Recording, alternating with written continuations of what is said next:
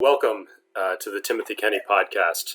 Today I'm here with Scott H. Young, the author of the book Ultralearning, with the subtitle Master Hard Skills, Outsmart the Competition, and Accelerate Your Career. So Scott, let's start off talking about just what is this book about? What are the main points? There's 9 principles. I just finished reading this last night. It's a really good book. A lot of new stuff.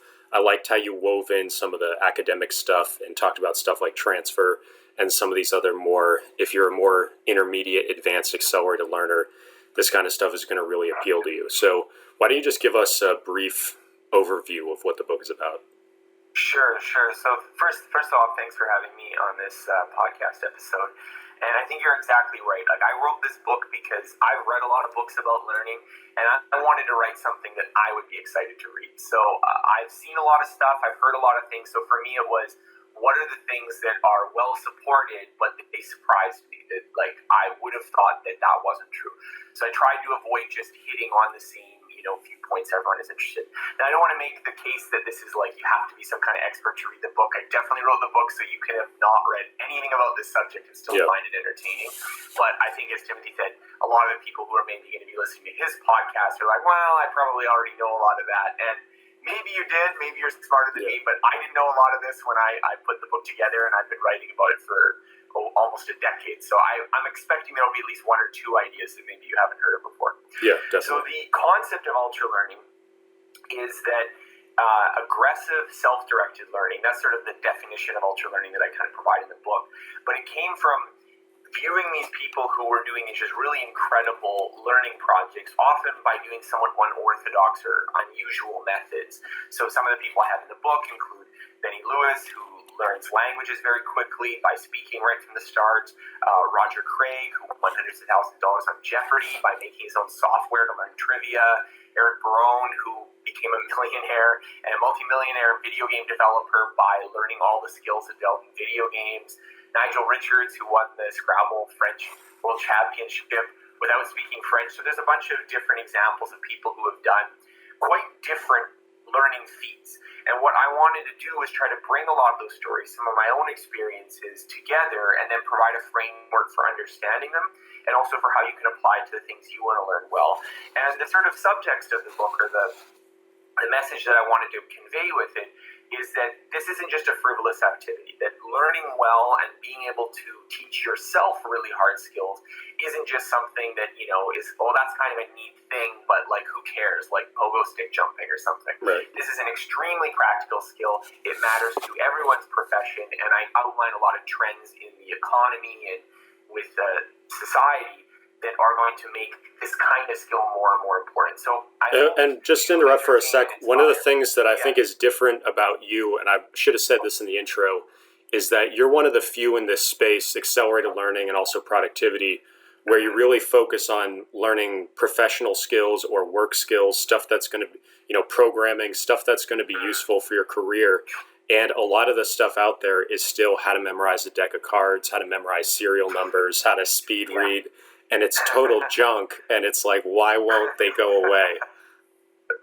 Well, I don't want to be too dismissive of people. Like I mentioned mnemonics in the book. It doesn't make a very large section of the book. I think it has its place, and I think it's one of those things that, there's some tools that they work really well for certain things. So you just get super excited when you first find out about them. And mnemonics are definitely one of those. Like, if you've never heard of mnemonics before, and then someone shows you you can remember this like 1,000 times better if you use this technique. It's really impressive. The problem is that a lot of the things that we really want to be good at are not super amenable to mnemonics, and that's sort of my critique of them, is that, what we really want to be able to do is not list out the order of a deck of cards, but we want to make smart decisions in our life. We want to be able to, paint well. We want to be able to speak another language. We want to solve difficult programming problems. We want to create businesses. And these are all skills that I think require a certain approach to learning. Now, there's definitely learning projects, and there are ways of doing it correctly and incorrectly, or better and worse. And that's what I try to outline in the book through principles. Not as many magical techniques, so I don't think you'll read this book with like, well, now I'm going to become 1,000 times more efficient, unless you're using like a super bad strategy already.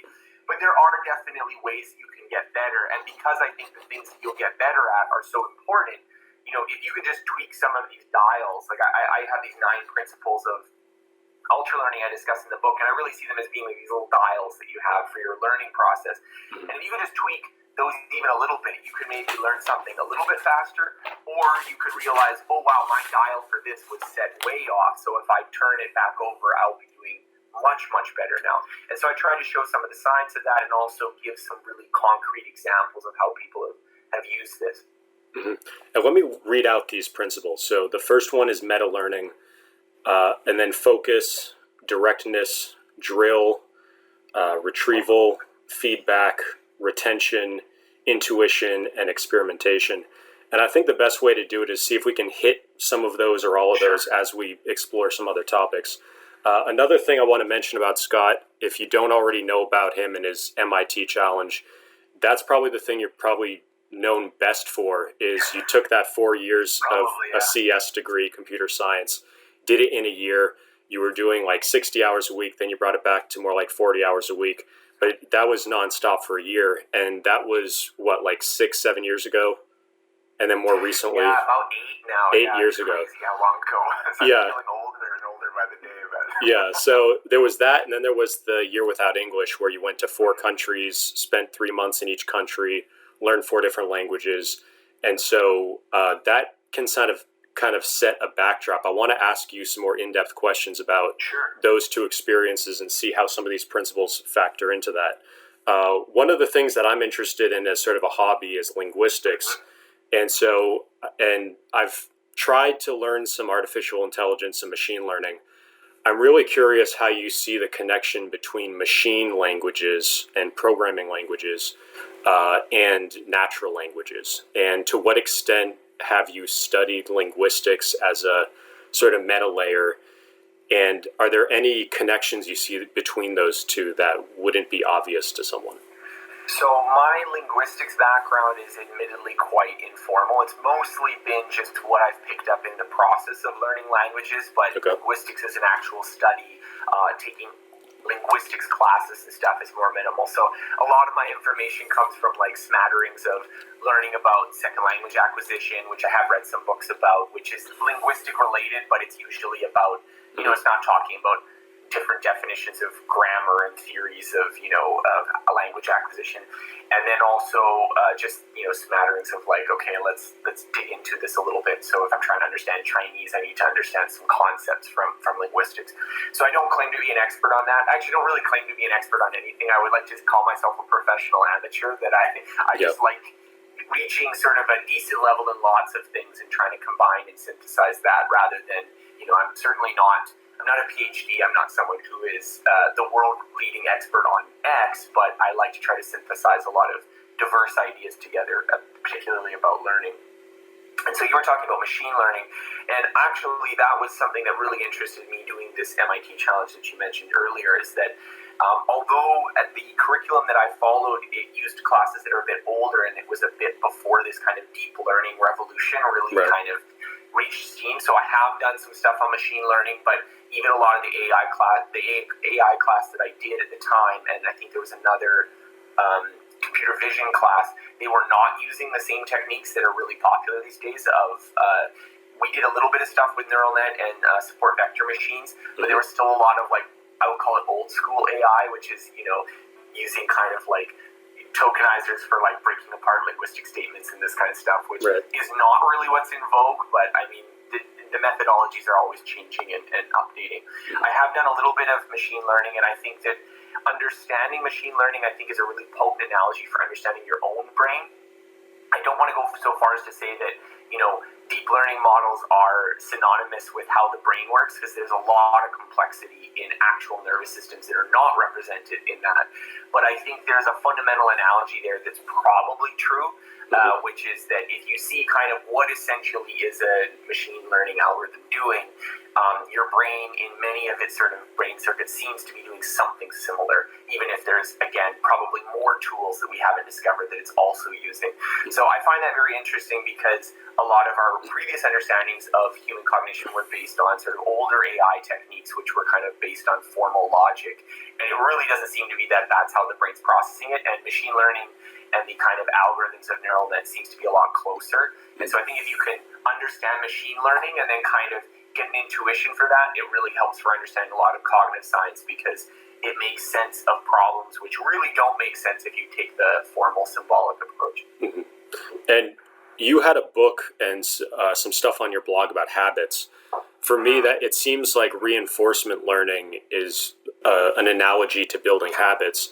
And one of the things I try to do when I'm starting a learning project or I'm trying to build a habit is make sure I'm really reinforcing a connection of getting some kind of reward with that new thing. And if it's not sticking, I'm looking at, well, is there something that's giving me a negative reward or some kind of punishment that's preventing me from creating that positive feedback loop?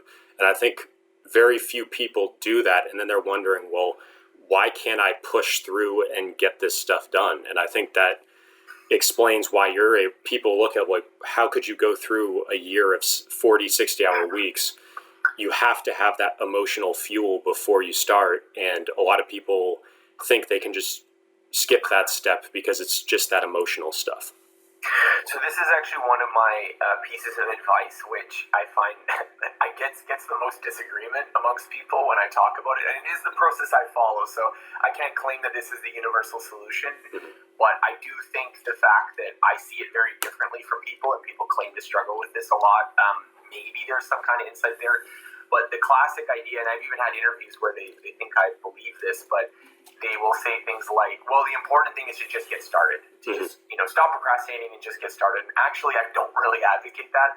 I mostly advocate preparing yourself psychologically for doing a project. So I have the first principle, meta learning. A lot of it is about doing research to understand what is the learning task you're about to embark on. And I think this does two things. The first thing is it allows you to prepare in so many ways. So do you understand how do people get really good at drawing? Or how do people get really good at speaking French? Or how do people get really good at programming? If you can understand that, even just to an overview level, okay, this is sort of what they do, you're immediately going to be much more efficient. So there's a general strategy there of just understanding how the subject works. The second thing is it allows you to plan your schedule. So all the projects I've undertaken have been quite serious things, and it's not trivial to put that time aside to make it fit into your life. And so if you just say, okay, I'm going to just do this 6 hours a week now, and you make no effort to fit it into your life, it is going to get jettisoned at some point. No one just has 6 hours. You have to rearrange things and make it work. So that's another important obstacle. And that's much more true if you're doing full-time or if you're going to do something that's quite intense. You definitely need to think about how it's going to fit in your schedule and how you're going to rearrange things and how you're going to focus on it. But the final thing, I think probably the even more important thing, is that you want to sort of prepare yourself psychologically for this sort of adventure. It's a little bit like how athletes do visualization before they go to a big race or a big meet, is that you are sort of preparing and priming your mind for peak performance. So it's not the exact same thing as a learning example, but I want to tell you this just because I think that it is illustrative. So on my 30th birthday, I went bungee jumping. And I used to be terrified of heights as a kid. Like, I couldn't even go, like, near windows in tall buildings and stuff. And so this was sort of, for me, a little bit of, okay, and I'm going to overcome this fear and do this bungee jumping. But obviously, after I booked it, like, I'm having these kind of like, oh my God, I got to do this in, like, 2 weeks. I got to do this in 2 weeks. And what I noticed I started doing is I started visualizing the process of doing the jump. Because in my head, I was thinking, that's where I'm going to freeze. I'm going to stand on the edge of the bridge, and I'm just going to lock up, and it's going to be embarrassing, and then I'm going to freak out, and it's going to be a bad experience. So I just kind of kept visualizing, okay, I'm going to do this jump. I'm going to stand there and jump. I'm going to stand there and jump, and I kept visualizing it. And when I got up to the bridge, it turns out there was almost no fear at that moment when I was just jumping. It turns out there was a lot more fear when I was falling because I didn't visualize that. But at that point, it was already done. But the point I'm trying to put across here is that a lot of people jump into big projects that they know are going to be frustrating, they're going to be scary, they're going to be challenging, and they do no rehearsal, they do no planning, they just have a whim to do it, and then they start it, and then 3 days in, it turns out it's more difficult, and they're like, well, screw this. And I think a lot of people will look at a project that I've done and think that it's just that I'm a different kind of person, and I'm not. The truth is, when I do this all the time, where I'm like, oh, I should really do this, and then I go and dabble it for like 15 minutes, and I get bored and I switch to YouTube. So I'm not some miraculous person who can just put in lots of focus. The difference is that I just get excited and obsessed about these projects, and I put in that mental work so that when it begins and when it is difficult, I'm like, yes, this is what I've been preparing for, and I'm ready to do it. And so I think if you take that athlete's mindset to your own learning, your own self-education, you will not only get a lot farther, you'll also do things that will build that confidence and help you go further and further in your learning. Mm-hmm. So what are some of the tools that you use? That's one of the things that I'm not sure I've ever picked up from your blog or the book is, for me, it's OneNote. So I'm that's sort of my central location where if I have some notes, if there's a website, I'll copy and paste a blog or an article, or if it's sort of, I have a one-pager that I use for each learning project, and I sort of keep all the most important information there. So I'm wondering, when you've got all these different learning projects, are you bringing them together, and what is that central location or the organization that you're using? I'm a lot more of a Luddite than I think a lot of people in this space are. So I know a lot of people who have, complex Evernote systems, and they have these complex systems for reminding themselves of things. I don't use a lot of that. And I'm not to say that that's the right way to do it. It's just sort of been my personal preference. So I'm a lot more paper and pencil when I do these kinds of projects. When I did the MIT challenge, mostly what I had was just loose leaf binders. Like, there wasn't really anything more complicated than that. When I have been in particular situations where there's a learning challenge where I believe technology can help, I will use it. So Anki was a really big part of me learning Chinese, and also to a lesser extent Korean. Interestingly enough, I didn't use it really at all with Spanish, so I don't want to make the claim that I think Anki is necessary for learning languages, but I found that for Chinese, the foundation that I needed to be able to just have that conceptual base to when someone would say a new word, to know what the heck they're even saying, it required a lot more work. Whereas Spanish, if someone says, how do you say creativity, and someone says creatividad, then you're like, okay, yeah, that makes sense, right? Whereas when you're learning Chinese and someone says 创造性, you're like, okay, maybe I have to actually figure out what all those words mean and why that means that.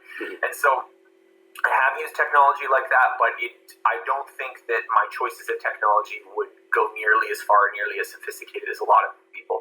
Now, I think that in some ways says that, if you want to go simple, that's fine. Even a lot of the people I reviewed in the book, there was all extremes. There was people like Roger Craig, who was a computer scientist by trade and built complicated software for improving his performance. And then you have guys like Nigel Richards that they just look like he's the guy who got the French Scrabble championship without speaking French and is one of the best players of the game. He just has lists. He doesn't use any software or do anything like that. So I do think software and tools can help, and especially if you're inclined towards it, it can solve some organizational problems. But I think what I try to talk about in the book is that learning is largely a cognitive activity. So just like having fancy running shoes can make you a better athlete, you still have to go out and run. And so I want to give you what are the things you're doing when you're running that I want you to pay attention to, rather than the shoes that you're wearing. But of course, there's a lot of people who will talk about good running shoes, and so you should listen to them as well.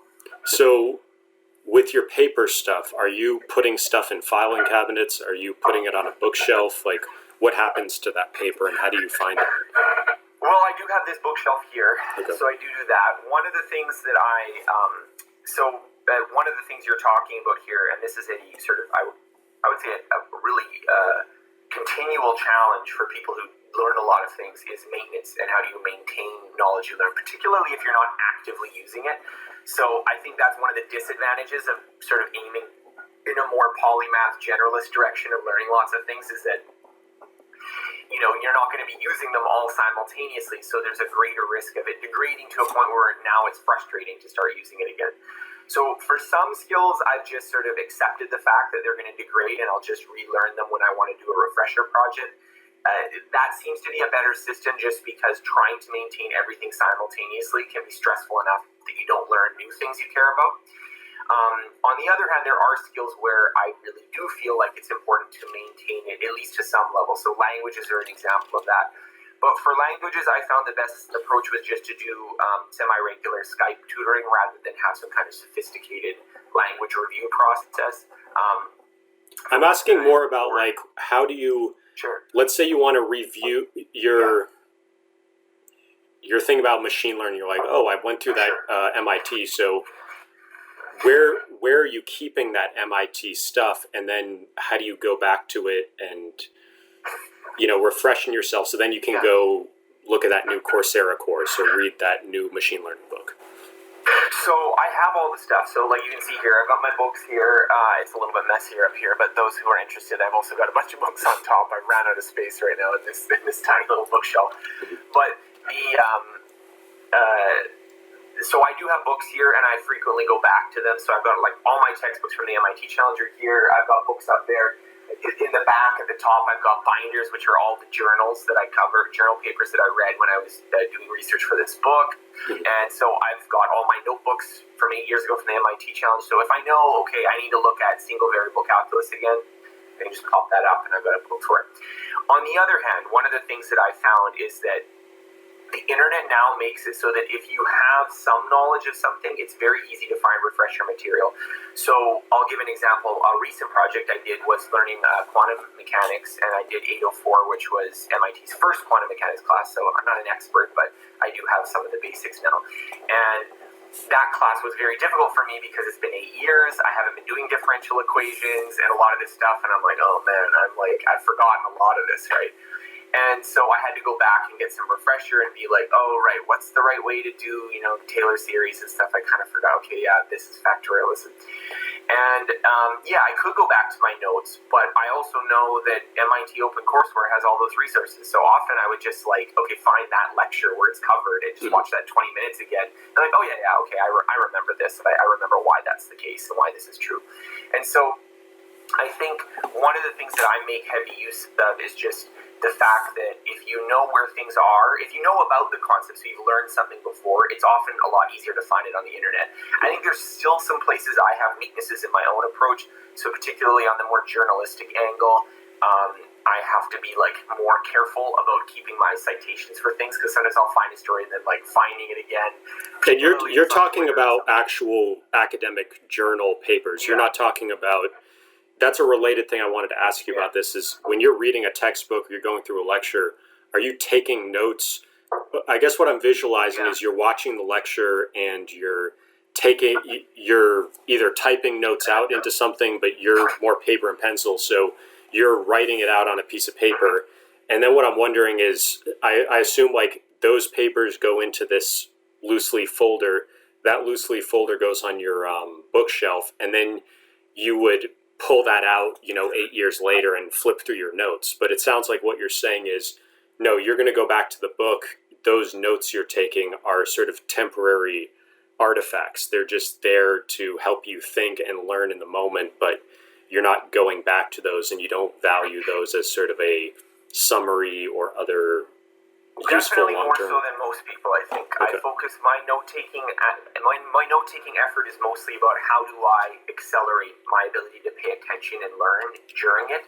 I do keep notes for the purposes of organizing what was covered, especially if it was a lot of lectures, because if I'm going through a class, it's much easier to flip through pages than to scroll through a video or something.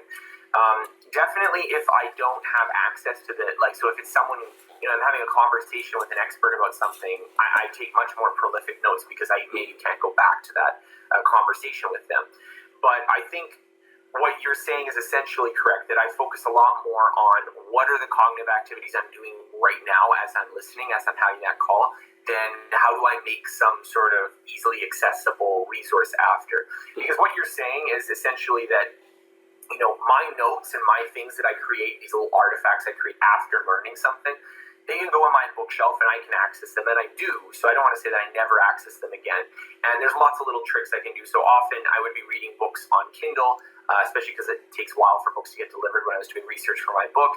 And I often highlight stuff in the Kindle and make little annotations, just so that if I want to search the book later for something, I have those. I don't have to search the whole book. I can just search the things that I highlighted because it's I already know that I might need to reference this again. But at the same time, the goal of reading the book is, do I know kind of what was the map of the book in my head so I can find things that I want later if I go to the book? Or if I learn single variable calculus, do I know enough about the concepts that I could just be like, oh yeah, what's L'Hopital's rule again? And just type that in and be like, oh yeah, okay, I know what that is. And so I think the difference I have with a lot of people who focus on note-taking systems, which are primarily about creating some kind of record, is that I think the internet and Google and this, if you are savvy enough with them, has created a system where it's not too hard to find the information you need if you know what you're looking for. So I really focus on, can you be sure you know what you're looking for, part of it, rather than creating a really perfect document. And normally there aren't huge trade-offs there, but sometimes there are. And I sometimes find that when students will copy things out verbatim because they want to be exactly what the professor said, Yep. but this actually has been shown to have a negative impact in your understanding, because as soon as you're processing it on copying down the words, you're no longer thinking about it as well. So there are trade-off points, and I almost always go in favor of improving cognition in the moment to creating a better document later. One of the things about AI and sort of linguistics that I came up with is that the way people think about programming language is you're telling the computer what to do. You're sort of giving it instructions. Whereas in natural language and foreign language learning, it's pretty rare that you're learning how to tell somebody else what to do. You're usually going into a new culture and maybe you're ordering food, but those four aspects of language, you have the declarative, which is where you're making a statement. You have the interrogative, where you're asking a question. You have the exclamative, where it's more of an emotional outburst. And then you have the command, where you're giving an instruction. So the way I connected that with AI is that with a statement, for example, it's sort of like a command in the sense that you're telling the person to store this idea in their short-term memory, to sort of have it in their head for the rest of the conversation. And if you use that computational metaphor, part of programming is telling the computer, store this information in RAM or in your memory. Yeah. And similar with an exclamative, an emotional thing, you're sort of telling the computer, telling the person you're speaking to, I'm feeling this emotion, or you should feel this emotion also. So if I'm crying, then you have sympathy, or you comforting or something. So there can be reciprocal. And then for a question, you're telling somebody to give you information. So when you type into Google, what is blah, blah, blah, you're telling Google, bring me the best results of these things. And in certain languages, it's like foreign languages, it's different how the difference between a question and a statement, or a question and a command, isn't necessarily the same as in English. So I'm wondering if that framework makes sense to you, and if you have any thoughts on it, both from learning programming languages and also foreign languages. So I'm not sure if I can comment specifically on the model you've sort of illustrated here, just because this is sort of the first time I'm thinking about it in that way. But I will say, and again, coming from a non-linguistic background, so all the readers here, or all the listeners here who are listening to me can know this is my very non-expert opinion. But I think that there is an analogy between programming languages and natural languages, but that it is more superficial than people think it is. That a programming language is a fundamentally different kind of thing than a natural language. That a programming language is a lot more like math, and I think you can see that even in functional programming languages, where they decided to, even the original definition of the computer, I forget, but it was it Church? Oh, geez, I'm screwing up my names here, but he did the lambda notation, and it was sort of alongside Turing machines as another notation for computers, but much more based on a mathematical notation. And so again, there is an analogy between math and natural language through logic. So propositional logic and stuff is sort of like the sort of in-between point between natural language and math. But in the same sense, I feel like what math is doing and what natural language is doing are not trivially related. And so the fact that we use language to describe programming thing, I think it's just using our mental hardware that we are already good at what the natural language task is. So in some ways, it helps us with the arguably simpler situation of programming languages. So I know most people think programming languages are more complicated than natural languages, but that's definitely not the case. If you just do a theoretical analysis, I'm pretty sure that most programming languages, I think, are usually described as context-free. this is also me bringing up some of my computational theory, but context-free grammars, whereas natural languages are not. And so you have this situation where programming languages are, from a computational standpoint, strictly simpler than natural languages. Really interesting lecture I found was actually making the case that classical Chinese has never been a spoken language because it is actually on the same order of complexity as programming languages, because it may in fact be context-free, but it may not actually have the same sort of like long-range dependencies for the syntax that other things do. What does context-free mean? So again, as I said, I'm drilling back 8 years of MIT challenge classes, but the context-free idea is just that you can parse the grammar by things that are next to it in space. But the reason, I think the logic, and I think this was Chomsky who kind of came up with these categories, the reason he was saying that you can't do it with natural language is that you can kind of like, because they are recursive, you can keep adding adjectives to a phrase. So you can just say the ball, the blue brown, like the blue ball that's heavy, or the blue heavy ball. Or you can keep adding those things sort of arbitrarily. You can create a sort of arbitrarily large distance between the different reference in a language. And I'm screwing this up a little bit, but essentially, if you look at them computationally, what needs to be done in order to correctly parse a context-free language versus a natural language, the context-free is simpler. It requires a simpler machinery to actually process. Yeah. And so there's a lot of stuff about finite state machines and things like that in there, but the essential idea is that natural languages are probably more complicated than programming languages from a computational standpoint. And I think what you said is also correct, that natural languages are not generally about the imperative. They're not generally about giving people commands. And even when you use the imperative grammatical form, it's not usually like, I can say, don't do that, but it doesn't, like, that's not like, okay, now I'm executing, don't do that. Like, you still have, like, maybe I'm saying, like, shut up, but I'm not actually saying you to shut up. I'm actually just expressing disapproval at something you said.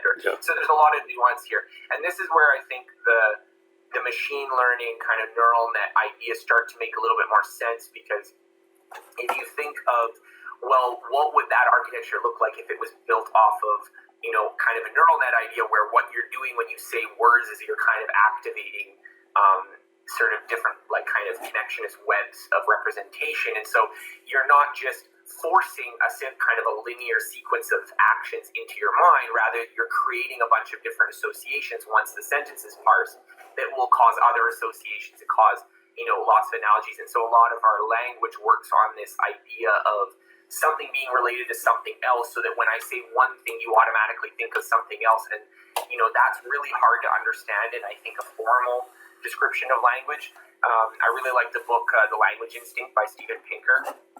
And he talks about how if you get computers using sort of, I would call it old AI techniques to understand a simple sentence like time flies like an arrow, there's actually probably about 5 or 6 different grammatically valid ways to parse that sentence. And human beings really usually only see one of those, that it's sort of a metaphor about time flying or something. But it could also be that, well, there's these types of flies, and they're called time flies, and that they happen to like a particular arrow. And so there's like all sorts of ways you could parse that sentence that human beings never do, but computers do, because just using the kind of way of formal rules doesn't really work. So I don't want to say that this has any definitive conclusions for how you learn things, but I think if you think about things, if you have that mental model when you're going into stuff, it starts to make some things make a little bit more sense, and some things that, if you just imagine it being like a computer program, well, that doesn't make sense at all how it works. Yeah. Well, I was looking through your MIT Challenge list of courses, and I saw NLP, which is natural language processing, and it's that process of how does the computer interpret what it's reading or what it's hearing. So when you're speaking to Siri, or when you feed it a document, or Google is trying to read and understand, and Google sometimes will give you that little answer to a question at the top of the search results. That's an example of NLP, natural language processing. And then underneath that, natural language understanding, which is the understanding reading part half, and then natural language generation is the other half of it. And I like that model for understanding foreign language learning of there's a process of understanding, there's a process of generation or creation. The Once you explain more of the context-free idea, I think that a lot of it is about understanding and processing ambiguity. And with programming language, and I think what people are probably most familiar with is HTML. HTML has those tags where it'll say like the bracket and then head and then close bracket and then the end of the head and then body tag, and then you'll have a paragraph and then the end of the body tag, or bold or underline or italics. So those tags make it easy for the computer to only interpret that symbol or that little collection of letters in one way, whereas what makes it so difficult for a computer to understand what we type or what we say is that our language is not each word is not perfectly defined, has multiple meanings, multiple senses, and same with our grammar. There's different grammatical things and there's ambiguity there. So for context free, that's I want to As I said, I'm probably butchering, so don't anyone who's listening right now, I highly recommend do I have the book for computational theory here? But if you're interested in these ideas, please read an actual source and not me, because again, I'm going off of like half remembered things from 8 years ago. But I would say that what you're talking about ambiguity is exactly right. That in programming languages, ambiguity is a definite no-no. If something has two possible meanings, it's uncompilable, or you can't run it as a script. In particular, like it always has to resolve to, well, this was the actual meaning in this situation. So even if you have things like like variables that could be one type or the other, it always has to be one thing when the actual program runs, even if when you write the program it has a little bit of ambiguity. But in human language, because of this whole idea of you can have ideas partially activated, you could say a word that might partially activate two competing senses at the same time, that's actually a feature. That's not a disadvantage. So one of the books I covered in my book club was the Dao De Jing, which is the Chinese Taoist classic. And I really worked hard to go through that one in the Chinese.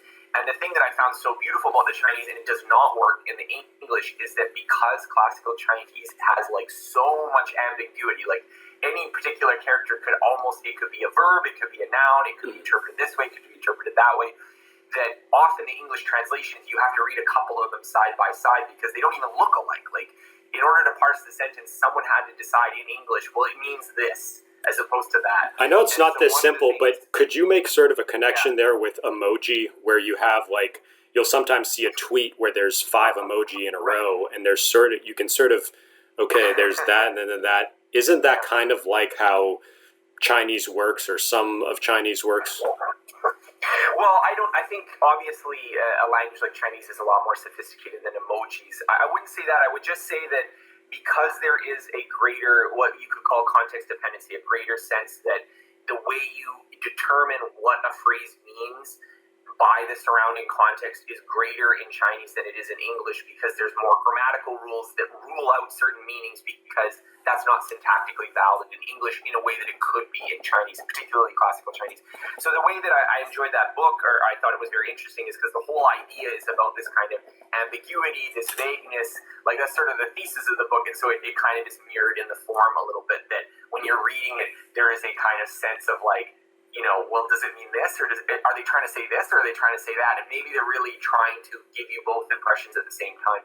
And so, we're getting a little bit off the road from what we were talking about earlier. We were talking about ultralearning, but I think this is really why I'm interested in learning a lot of these things, because you start learning computer science, and you're thinking, this is so that I can program a web app, and now we're talking about, the philosophy of language. I was looking at the paintings behind you, and I think my very, very limited understanding of Chinese is that because of the symbols and how they can have different meanings, there's sort of an impressionistic, sort of like an impressionistic painting. There's more left to the context, and for you to understand the, between the words, or understanding between the lines.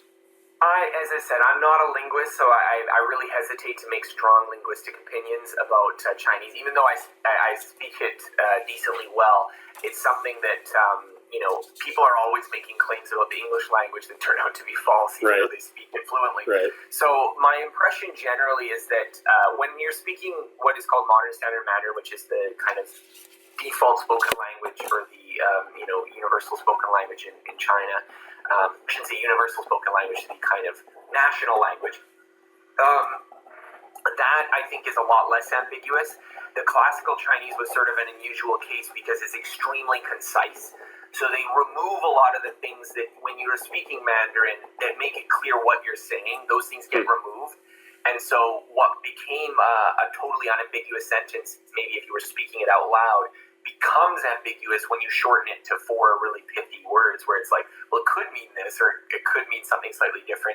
And that's very frustrating to a lot of people who study it because in order to really understand what you mean, it's not enough to just know what those words translate to. You also have to have like almost the complete cultural understanding of that time period to be like, oh, if he's using this one, it would have meant this. And it was, so that can be very frustrating to people, but I think it also allows for some artistic effect, just the same way that, the fact that everyone in 200 years ago would have been well versed with all the stories of the Bible, that kind of biblical allusions created a lot of powerful imagery and metaphor in literature. So I want to give 2 recommendations, and you've probably looked at both of these. Russell and Norvig, which is the key AI book that everybody, it's called Modern AI, I think. And then I have that one. Yeah, I do. And then, so they've probably got a chapter or 2 there on natural language processing. And then if you want a full textbook on it, Jurafsky, Jurafsky, that's the one that I looked at for, and he's done some really interesting stuff. So I think we should switch over to another topic. One thing that I think is important, and I started looking into IQ stuff and how IQ is shown to decline steadily after the age of like 27 or 30. And one of the things that helps the most to slow that decline is weightlifting. And another is dance. And so I got into both dance and weightlifting more seriously about a year ago.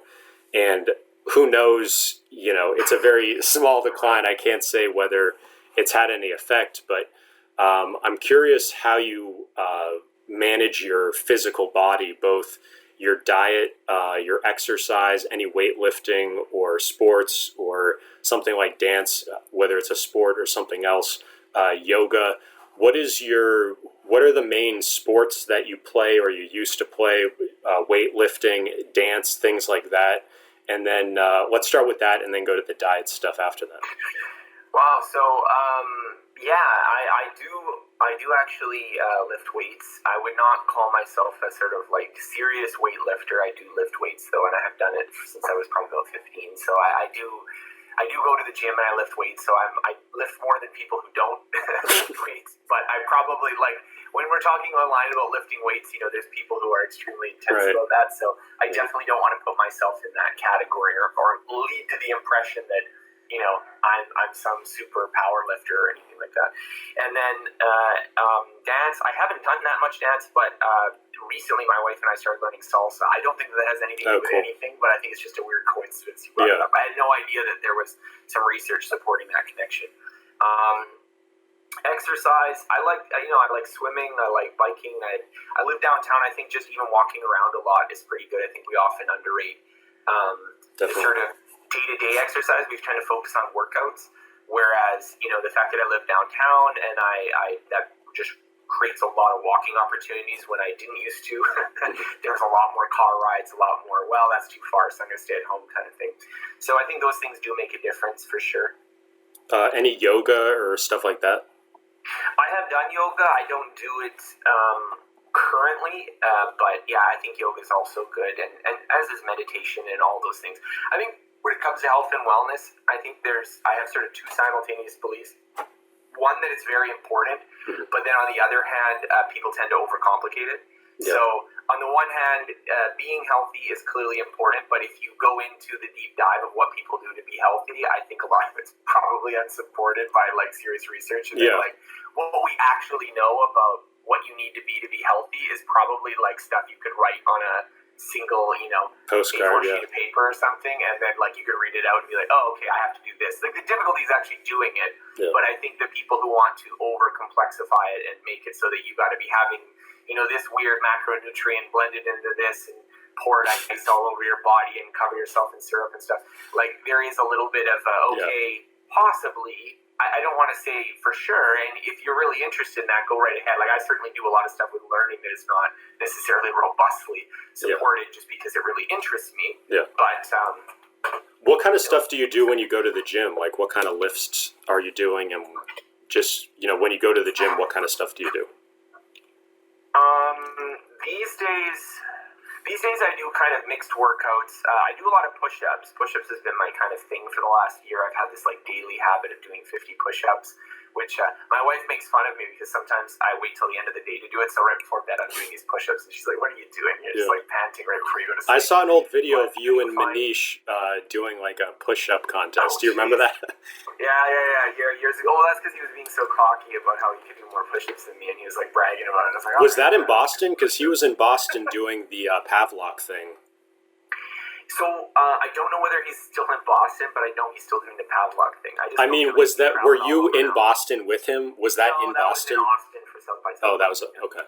Yeah, we were just in a conference. Oh yeah, my being in South by Southwest and goofing around that sort of. And then what about your diet? Like what kind of, are you taking any supplements of any kind or even like a protein? Well, I think this, normally I try to eat fairly healthy, but I feel like definitely in the sort of stress and busyness of coming through this book, I've definitely fallen off a little bit of where I would consider ideal for that. I was vegetarian for a very long time, and then for the last few years I've been pescatarian. Okay. I don't really say that for any particular, like, you should become pescatarian, so I'm not an evangelist at all with it. It was just, for me, it was one of those things that I got into it because I thought that there was a lot of evidence for the health benefits. I no longer think that there's a lot of evidence for the health benefits, but I still... So pescatarian is fish and vegetarian? Yes, fish and seafood, okay. and well, obviously, I also have milk and eggs as well. Okay. But I think I don't have any real, like, this has just sort of been what I've been doing, so I'm not really trying to advocate for it. I think sometimes when you tell what you're doing, like, people have, like, tons of opinions about health and fitness and stuff, so I'll say, oh, I've been doing this, and people are like, no, you should really be doing this and this and this, and then you get a mind, like, okay, all right. Yeah. Not needed. I'm doing what I'm doing, you do what you're doing. And that's fine. But I'm certainly not a fitness expert or health guru, so don't take my advice on that. I do think that health and wellness is important to learning, but I don't want to overstate the connection. I do think that like getting regular exercise, being in shape, but I think it's definitely at that. If you are below a certain level, it's going to probably impact you. Mm-hmm. But in the same sense, again, don't be coating yourself in syrup to try to learn better. I get the sense that being a vegetarian or vegetarian plus a little bit of extras, that's a very healthy compared to people eating McDonald's and burgers and stuff and loading themselves up with carbs.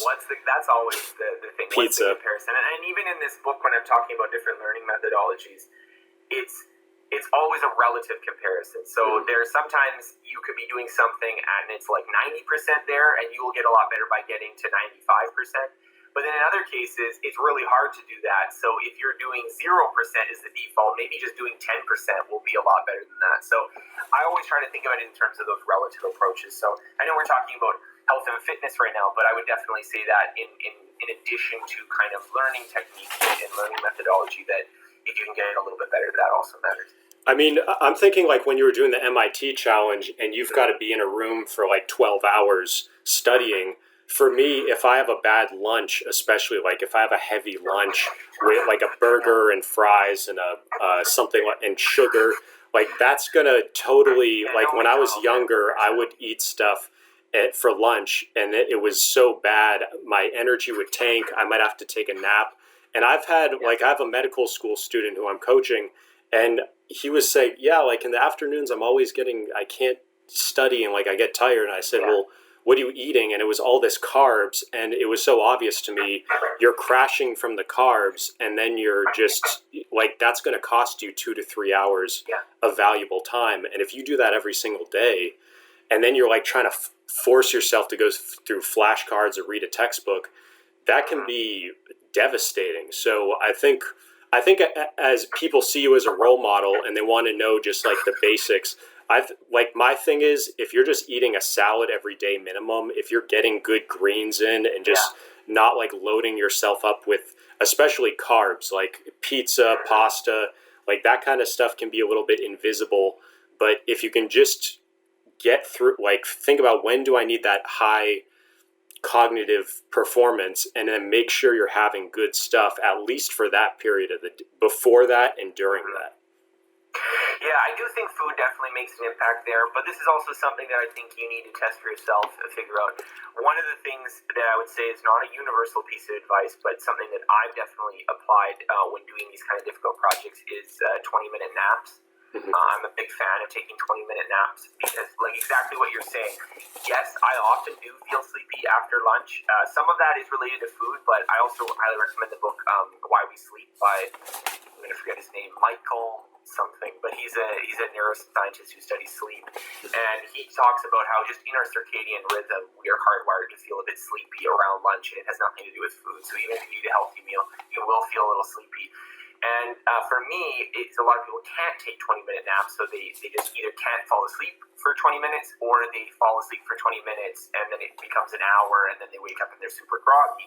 But doing the MIT challenge, I would very often, if I'm feeling sleepy, I would just take a 20-minute nap, and that gives me enough of a boost for like I can get another hour to 2-3 hours of like focused studying done. I didn't actually take any caffeine or much caffeine. I wasn't drinking coffee when I was doing the MIT challenge. I drink it more now, mostly just because I have a nice espresso maker at home, so it's a little bit of advice. But I think when you're dealing with your health and energy levels, I think my main advice would be experiment, but at the same time, I think I wouldn't overcomplicate it. If you are exercising well, if you are eating well, if you are sleeping well, you're already ahead of like 95% of people. And I would say, again, people are going to have different rhythms, different capacities. So I know a lot of people say, I just can't focus for that long. Well, that's okay. Break it apart. And one of the techniques that I like to talk about, which I call smart breaks, because taking breaks I think is good. I think the problem with taking breaks, particularly if you need to like do some hard intellectual activity for a long period of time, is that what you do on the break can lead you to just procrastinate to get back to work. So I'm going to go back on Reddit, and then I have to go back and study now. Whereas what I would do when I was doing the challenge is like, okay, a break would be, all right, go for a 15-minute walk, or, as I said, take a 20-minute nap, or like sit in a quiet room and eat an apple. Like, I know that sounds kind of like ridiculous, but at the same time, I found that if the break was kind of boring, it gives you a chance to rest your mind. It gives you a chance to escape from the frustration and fatigue you're feeling, but at the same time, you don't like get caught up in something that is going to totally distract you and rob you of your attention. So I do recommend that if you have to study for long periods of time or you have to learn for long periods of time. But honestly, a lot of people that I'm going to be giving advice to in this book, I think are going to be the kind of people who, maybe I only have half an hour a day. So how do I maximize that? And so a lot of the stuff in the book is just about, how do you maintain that focus? That's actually the second principle is focus. So there's lots of stuff on procrastination and overcoming distraction there as well. Is there anything you do with like listening to audiobooks or even text-to-speech programs where if you've got a commute or something, or you're going on a walk or whatever, you can make use of that time? I'm much more of a reader than a listener. I do have Audible, and so I have been listening to audiobooks now, but I wouldn't consider it my dominant source. As a writer, often what I'm doing when I'm reading books is thinking, how can I take something like this and write about it later? Right. And one of the challenges of audiobooks is that it's like almost impossible to like source quotes and like find stuff. Right. So I do really like it, but at the same time, I'm kind of aware of some of its deficiencies from my own line of work. I'm more of a reader though, so I do read books, and I've read a lot of books, but I also read a lot of articles, and I read a lot of stuff online that way, and I think people tend to be dismissive of that. I think a lot of people think, well, I should be reading more books, I shouldn't be reading articles online. And my mind is that, it really matters what you're reading rather than what format it's in, because there are some really high-quality articles that will tell you more than a book will, and there's a lot of trash books out there.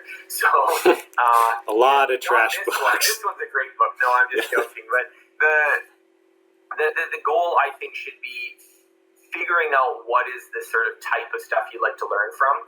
And honestly, a lot of the ways that I encounter books is through blogs and through Twitter and stuff, where I am exposed to people who are much smarter than I am, and they recommend things, and that's where I find my books. So a lot of times people say, well, where do you hear about these books from? It's like, well, it's from the people I follow because they're reading other smart books, and that's how I get introduced to them. So when you have a book or an article, are you annotating that, or what do you do any annotation? Yeah, I do annotate.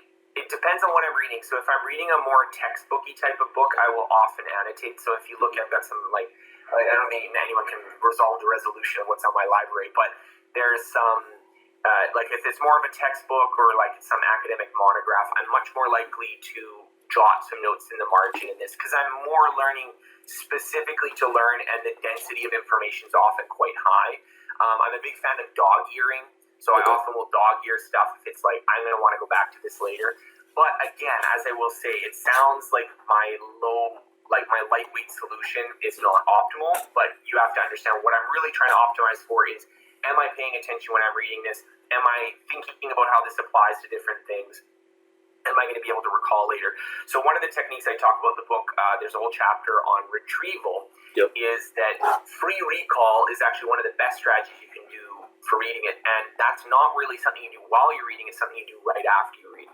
So when I was doing the research for this book and I'm going through all this research, I'm like, oh, I should start doing this a lot more because I'm going to have to remember the kind of essence of this research when I go to write the chapters.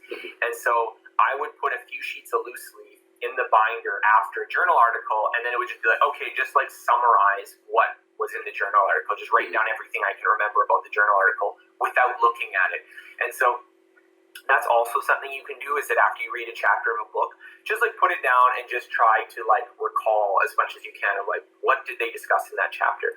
And if you're listening to this conversation right now, I mean, we've been a little bit all over the place with different topics, but that's something you could try to do right now. You could just pause this and be like, what did Tim and Scott talk about over the last, half an hour or so? What is a context-free grammar? Well, if you think that that's important at all to listen to, maybe you don't want to recall it. Maybe you want to just forget this conversation. But the goal, I think, should be to apply these kind of techniques. So really in this book, a lot of it is not even just about, okay, how do you accomplish some super ambitious learning project, but everything you're doing all the time involves learning, and so it's how do you tweak those dials to make them more effective. And so for me, one of my goals is, how do I align my thinking, how do I align my cognitive processes with, this is going to be effective for learning later, rather than how do I make a really nice set of notes that I can go back to and look at. Because generally I find in today's world with Google, and if you're good at searching things online, that's usually not the biggest problem. I mean, sometimes it's hard to find something really specific, but then again, often that's the same things that you didn't put in your system as well. So it's often like, well, I didn't save this somewhere. So, one thing I do that's similar to that is while I'm reading, I'll go on the first page of the book or the front of something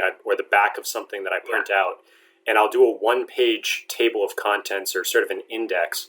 And I think this is something Tim Ferriss does. You sort of write the page number and then a dash, and then 2, 3, 4 keywords of what's on that page, and then you can come back to that later. So, but I think it'd be good for you to explain the 3 types of, you mentioned free recall, but it's sort of, that was one of the things I said at the beginning, you bring some of that good academic stuff and some stuff I hadn't heard before. There's free recall, and then I think there's 2 other, and you compared it to like a multiple choice question versus a fill in the blank question, versus an essay question, and I really like that. There's lots of different types of recall, but this is I think what you're referring to is the research on desirable difficulties by Bjork, and this research basically shows that, so one of the principles is retrieval, and retrieval was a very interesting chapter for me to write. I'll just give a little background on it because I didn't originally put it in the book. When I made the proposal, I didn't consider retrieval to be a principle. And just a quick interruption, I think it'd be interesting. I think you talked about Duolingo. I'm not sure about that, but if you could put in as maybe an example Duolingo, and then the alternative, maybe you could give alternative for foreign language learning. What would be 3 examples for these 3 levels? Sure. So I'll just finish my last thought just so that readers don't get confused. But when I was doing the original research, I was thinking, well, I'd already written the principles, because I'd done a lot of research on this before. I did principles of directness, which is basically the idea of transfer, that the more similar what you're doing when you learn is to when you actually use it, you will get much better learning. And the transfer is actually a lot harder than most people think. And so when they do it from a far place, they actually get a really low efficiency, and that's a big problem with learning. So transfer is one. Directness is the name of the principle, because transfer is what you do when you're being is what you are trying to avoid having to do too much of. The second thing is feedback, which is obviously, we understand feedback is important for correcting our mistakes with learning. And there's a lot of interesting research of that. I had a lot of surprising findings when I was going into the research on feedback. And so when I was looking at these two principles, I kind of thought, well, that's what it is when you're doing why free recall, for instance, works better than just reviewing, is because, well, it's more direct, meaning that when you do a test, it's closer to free recall than reviewing. So that's one way that it's better. And then the second thing is that it's feedback, meaning that you get feedback when you do practice tests, and that allows you to learn the material. And what I found from the research is actually retrieval is a separate thing, because you can have it where the activity you're doing actually is closer to the real thing, and it will still have retrieval will still beat it. So the example in the book was they did a study which involved students doing concept mapping and free recall and review, and the concept mappers did worse than the free recallers, even when the test was a concept map. Yeah, that was amazing. Away, that even when what you're doing matches what you're studying, it still makes more sense to do free recall. And then the second point was that even if you remove the ability for feedback, so free recall, where you just close the binder and you just write everything you can that you remember, you have no idea that you recalled it correctly. You have no idea what you missed. So there's no feedback there. But in the same sense, you still do better than people who review. Yeah. Now, obviously, if you have transfer and you have feedback, it does do better even. I want to be clear on what when you're saying review. When you're saying review, what you mean is somebody who just you're just going through the textbook, you highlight it, you annotate, you're just rereading it, and that's what you mean by review. Yes, that's what I mean by review. So these words sort of have kind of a technical definition too. But review, what I'm saying is that you just look over it again. This is a classic student studying trick. And that's not the same as flashcards, because a flashcard, you're only seeing half of it, and then you're trying to recall it, and then you do or you don't, and then you review it. So that is key distinction. Flashcard is so you were talking about the different types of recall. Yeah. There's lots of different types, but flashcards would be called a cued recall, where you're given a cue and then you have to recall something. Okay. And there's different ways that you can do that. So, some of them can be like the kind of association you actually want to make, which is, agua in Spanish, and then what is that in English? And you're like, water, right? So that's an association you really want to make. In a lot of the studies, they often do cued recall in the form of hints. So you're trying to remember a word, and they maybe give you the first 3 letters of the word. So that's maybe not the normal way that you'd want to actually rehearse that practice, because, when are you going to get hints like that in real life? But it aids in recall. And so the Bjork's research on desirable difficulties showed that the more difficult the recall was, which meaning that multiple choice tests are recognition tests, because they give you all the answers and you just have to recognize which is the right one as opposed to generate it, are easier than cued recall tests, where you give a cue and you have to prompt, and then free recall, where you just have to okay, here was an essay, recall everything you can remember or something, is obviously the hardest. And the thing that was found is that when you give people a harder form of recall and they successfully recall it, they tend to remember it better in the long term than if you give them an easier form of recall. So that's sort of this whole ultra-learning idea I go about is just sort of arguing that there's this general kind of idea of doing things that are a little bit harder, a little bit more frustrating, but are much more effective. And so this is just a really piece of research that just fits nicely into that picture. And you were mentioning Duolingo, which is another kind of idea we're talking about, but I'm kind of critical of Duolingo, and I'm critical of it for a different reason than a lot of people are. I've read other people who have criticized it for, some people have criticized it for offering translation exercises. I know that that's sort of not popular in language learning circles. I don't actually think that's an issue. I think that translation, while it is not usually the end product of all speaking activities, very often what you are trying to do in speaking language is something akin to translation. Yeah, I agree. How do I say ambulance in this language, right? Or how do I say this word that I already know, or this concept I already know? So I don't think I want to criticize it for that. My criticism of it was based on the fact that I was playing around with it with Italian before a trip to Italy. I was like, well, let's just see how this works and see what I think of it. And one of the things I really disliked is that the way that it was training you is it would give you a sentence, let's say in Italian, or a sentence in English, and then you had to form the corresponding sentence. And so my criticism wasn't that it was a translation exercise. My criticism was that it was a recognition task, so that they put like this limited bank of about 15 words, and you had to pick about 7 of them to make the completed sentence. Now, my criticism of that is that this is nothing like what you're actually going to have to do when you speak the language, because no one is going to give you a word bank where you have to choose from 15 words to do that. And so the act of recognition here is a strictly easier task than the act of free recall, which is what you're going to have to do, or cued recall, when you are actually speaking the language. So in some ways, Anki, where you have a flashcard which just says agua and then what's the word, works a lot better, because that is an actual situation where someone may say agua, or you may see it written somewhere and you have to know what it means, but you're not going to have a list of about 10 words to choose from. And so I don't want to be too harsh on Duolingo, because I know they have a lot of constraints that keep it from optimal, and there's always things that keep it from being optimal. So what in my I might like this system and it has something which for me is a forgivable sin, and for someone else that's unforgivable. But in the same sense, I feel like Duolingo has made the task artificially easier, so people can feel a sense of accomplishment learning a language when they really are not doing the task that they need to do to speak the language. Possibly it will help for recognizing the language a little bit, but I think that for speaking or for actually interacting with people, I don't think it's even close to what you need to have in order to have that practice. It does seem to be possible to get to that level of practice, but you have to repeat the same lesson a bunch of times, which I don't think is the default behavior for Duolingo. So I think my criticism of it still stands. Yeah, and the thing with, I think Duolingo is an interesting example of, there's always this tension, and I wanted to bring up Anders Ericsson and what you wrote about flow versus deliberate practice. There's always a tension between, do I have enough gas in the tank emotionally to keep motivated to do this project? And some people drive off a cliff because they don't or they just run out of gas. And if you're out of gas, then it doesn't matter how efficient your processes are. So I think it's important for people to have that meta thinking or metacognition of, how much motivation do I have for this project right now? And can I get to my end goal on the amount of gas I have in the tank? Or should I move to something that's easier but less efficient, but I can actually, it's like if you're about to go up a big hill, maybe you should downshift your bike so that it's easy enough that you can get over the hill. So I think there is that tension.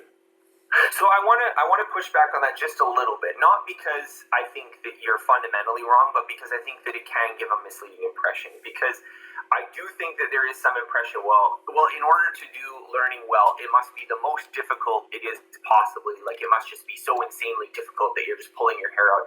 That doesn't seem to be the case. But I will say what it is that the effective method is often more difficult or somewhat more mentally strenuous than an ineffective method. And that it's very easy, if you don't understand why the effective method is the effective method, to fall on the ineffective method because, well, you don't know better. So that the Duolingo critique of mine is that it's not that making it, okay, I'm going to throw you into giving a PhD seminar in a new language you've never spoken before, that's the best way to learn a language. Well, of course it isn't. Like, that's obviously not the right way to learn a language. You've got to start with an easier situation than that. Yeah. And getting positive feedback is important. And dealing with, so one of the philosophies I'm really a supporter of in learning language is what's called the comprehensible input hypothesis, often associated with Krashen. And this idea is that... What did you say that's associated with? Krashen he's a linguist. Oh, okay. His last name, I forget his first name, which is why I'm not saying it. But the comprehensible input hypothesis is just that if you want to learn to read successfully or work with a language, you need to actually understand almost all of it in order to get progress. So if you're reading a text, you should understand like 90 to 95% of the words in the text. So if you only understand 50% of the words, you're not going to learn it very well. And I'm actually a supporter of this, so I'm not saying this is against what I would call the ultralearning sort of hypothesis. However, in Duolingo's case, what I'm criticizing is not that they don't jump into the highest difficulty from day one and make you do these really complicated things that you don't understand. Yeah. What I'm criticizing is that they took the activity of, here's a sentence in Italian, you need to actually know what it is without having a word bank, with you just have to produce it, and they've turned it into multiple choice, which is not what the actual task is. And so you can see this in a lot of situations where they will, in the effort to make it more fun and pleasant, they will artificially remove what is actually the thing you're trying to get good at. And that's the thing that I'm criticizing. In respect, you made another comment about Anders Ericsson versus Mihai Csikszentmihalyi's, they're like, I'm impressed that you can pronounce that. I'm not sure. Are you sure that's the correct pronunciation? Because I don't know. I've never looked it up. I don't know whether I'm pronouncing it correctly. It sounded pretty good. It's the audiobooks, so that's pretty close. But they've had this debate for a while, so I don't want to say that there is a consensus around what is the correct answer. But essentially, the debate boils down to the Csikszentmihalyi's concept of flow, which most of you have probably heard of, which is this psychological state of being in the zone where you're totally absorbed in your attention in the task.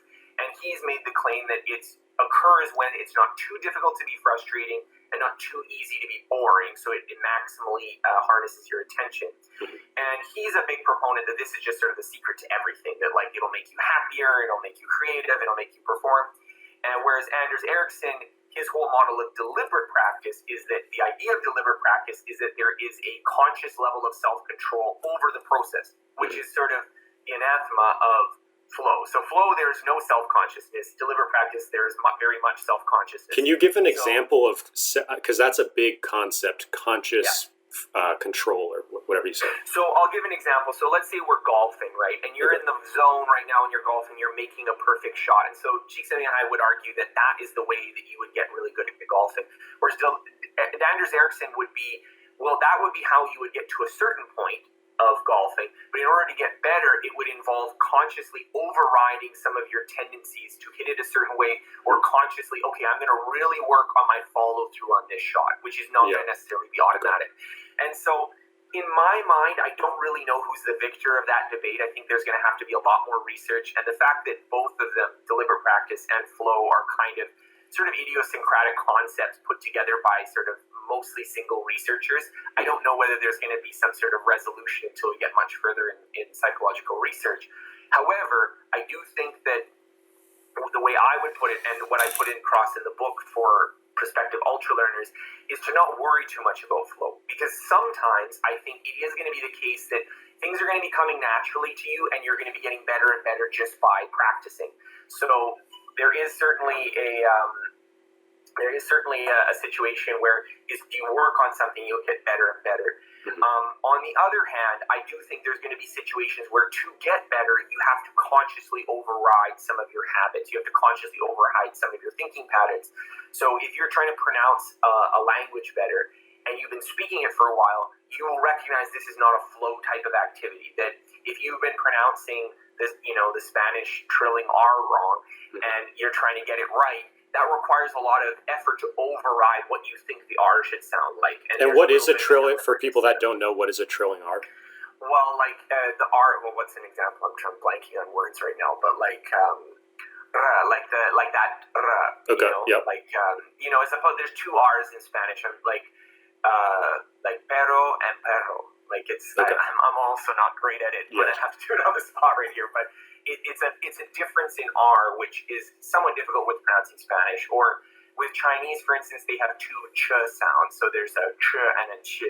So those two ch sounds are different from English, and many English speakers just lump them into one thing, which of course gives us an accent when we're speaking in Chinese. And so that's an example of, if you wanted to improve that, it would require, in my mind, some conscious override of your default motor response to making that sound.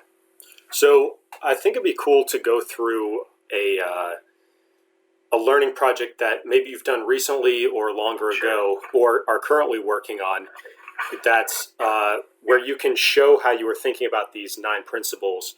And specifically, I want you to do an example that's some kind of business skill, like, I have to learn how to use this new WordPress thing, or I need to learn how to use this email thing, as opposed to a skill like I want to communicate better, or a skill like what you were doing with computer science, where it's more theoretical stuff.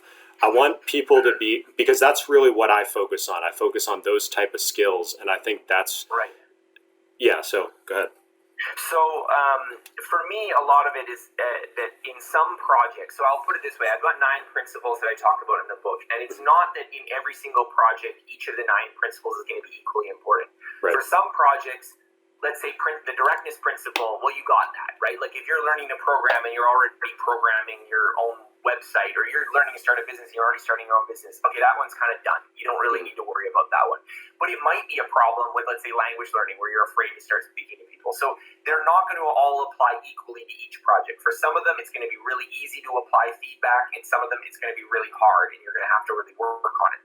So I will give an example of a project that I've not undertaken yet, but I've been thinking about, and I can give you kind of my thought process of thinking about it, because we can also talk about projects I've done in the past, and we can talk about this as well, but one of the projects I've been thinking about is how do I become a better writer? And this is an example of, I would say, a practical skill, but yet a complicated one that doesn't have an obvious learning strategy. So you mentioned WordPress and some of those things. I think those are the kind of things that people, if they're reasonably smart, tend to figure out on their own, whereas writing is something that, like, well, how do you become a better writer? Like, you know what I mean? You write a lot, I guess, but then you write a lot, and then there's still people who are better writers than you. So how do you do it? Yeah. And so these are the kind of skills that really interest me, and I think where my book has something interesting to say about it, because when you think about it in terms of the principles of learning, then you start to get a different approach. So obviously the first principle, I'll just go through the 9 principles in a row. So the first principle would be meta learning, which is that I would start by looking at what are the career paths of people who became very successful writers. So where did they study? Where did they work?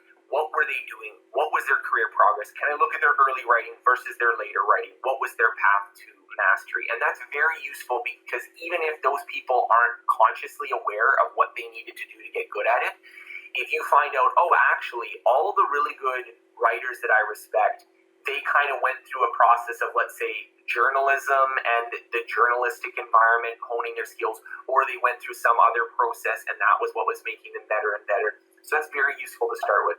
So I would probably make a list of about like 10 or 20 writers that I really admire their writing ability. And there's also a piece of this, which is you say identify successful people, but there's different kinds of success. So can you talk about what kind of success you're looking for, or like what that variable was, and then how you match that to these? So, well, in this case, I think it's a little easier, because for writing ability, I'm just using my own taste. So I'm saying, who are the people that I would like to write like them, or I would like to write at their caliber in my own vision of quality. So I think this works for a lot of artistic skills. So if you wanted to become a great painter, you know which painters you like, just pick the ones that you think are the people you'd like to emulate. For more nebulous or more hidden skills, that might be harder. So what entrepreneur you'd like to be like is a little harder, because you know what outcomes entrepreneurs have had, but you don't necessarily know the details of what they're actually like when they're working. So it's a little bit harder to say. But I think if we're talking about a very visible craft, I mean, painting, music, writing, even programming for a large extent, if you're a reasonable programmer, you look at their open source work, you can be like, oh my God, this person is a master versus, this is sloppy work, right? Like you can see the difference yourself. So for me, that would be my starting point, is for me to pick 10 to 20 writers that I would pick because I think that they are successful, because they do something that I can't do very well. I really like Scott Alexander from Slate Star Codex. If you don't read his blog, it's a really good one. But I really like him not only because he does research much better than me, but also because he's also simultaneously much funnier than I am. Like his blog articles are quite funny. I have a difficulty with injecting humor into my writing. And then there's lots of people I could put for different examples. Like I really like Michael Lewis's profile, so I think he does a really good job with that. So that would be my first place to start with meta learning. And these are different. Yeah, these are also genres. Like a blog post is different from a screenplay. It's different from a novel versus an ultra-learning book. So how did you factor that in? Well, that would be a factor, and I would put it in there. I think the further they are from the medium that I'm choosing, the more I would have to be careful in my emulation, their process. So if I'm like, well, I want to learn the art of like writing intention from J.K. Rowling and how she wrote Harry Potter, that's not necessarily going to mean, okay, now let's write about the wizarding world in my next book. Right. But in the same sense, you can sort of extract, okay, how are they doing this at some level? So I would start with that as just a very broad approach. Obviously, if you're interested in a very specific type of writing, I would start narrower. But I talked about this in the last principle, experimentation, that as you get more advanced in a skill, there's more permutations, there's more variety, and so I think you do have to actually pull from broader sources. If I were just starting with writing, I would pick people who write exactly the kind of thing you want to write. But as you get better, I think you can be more varied because you are able to recognize more abstract concepts that you can pull from there. And I think there's also a piece of you're already a good writer, so you're really going from good to great. And so somebody who isn't that good of a writer, they may not want to take the exact same approach as you because you're at this level of like, how can I add some humor? How can I, really beautify this? Where somebody else has sort of a ramshackle little shack of a writing, and they just need to get like the basic architecture. Like they don't know what a 5-paragraph essay is. So I think there's, but yeah, go ahead. But I'll go to your example. I picked writing for me because I would argue fully that improving writing when you're already decent is much, much harder than improving it when you're not good. Okay. So if you want to get better at writing and you've never written before, just write like 100 blog posts. Bam. That's it's a super easy project. Pick up, a few style guides and 1 or 2 books on writing, read that. Like you're going to become infinitely better just by getting a minimal amount of practice.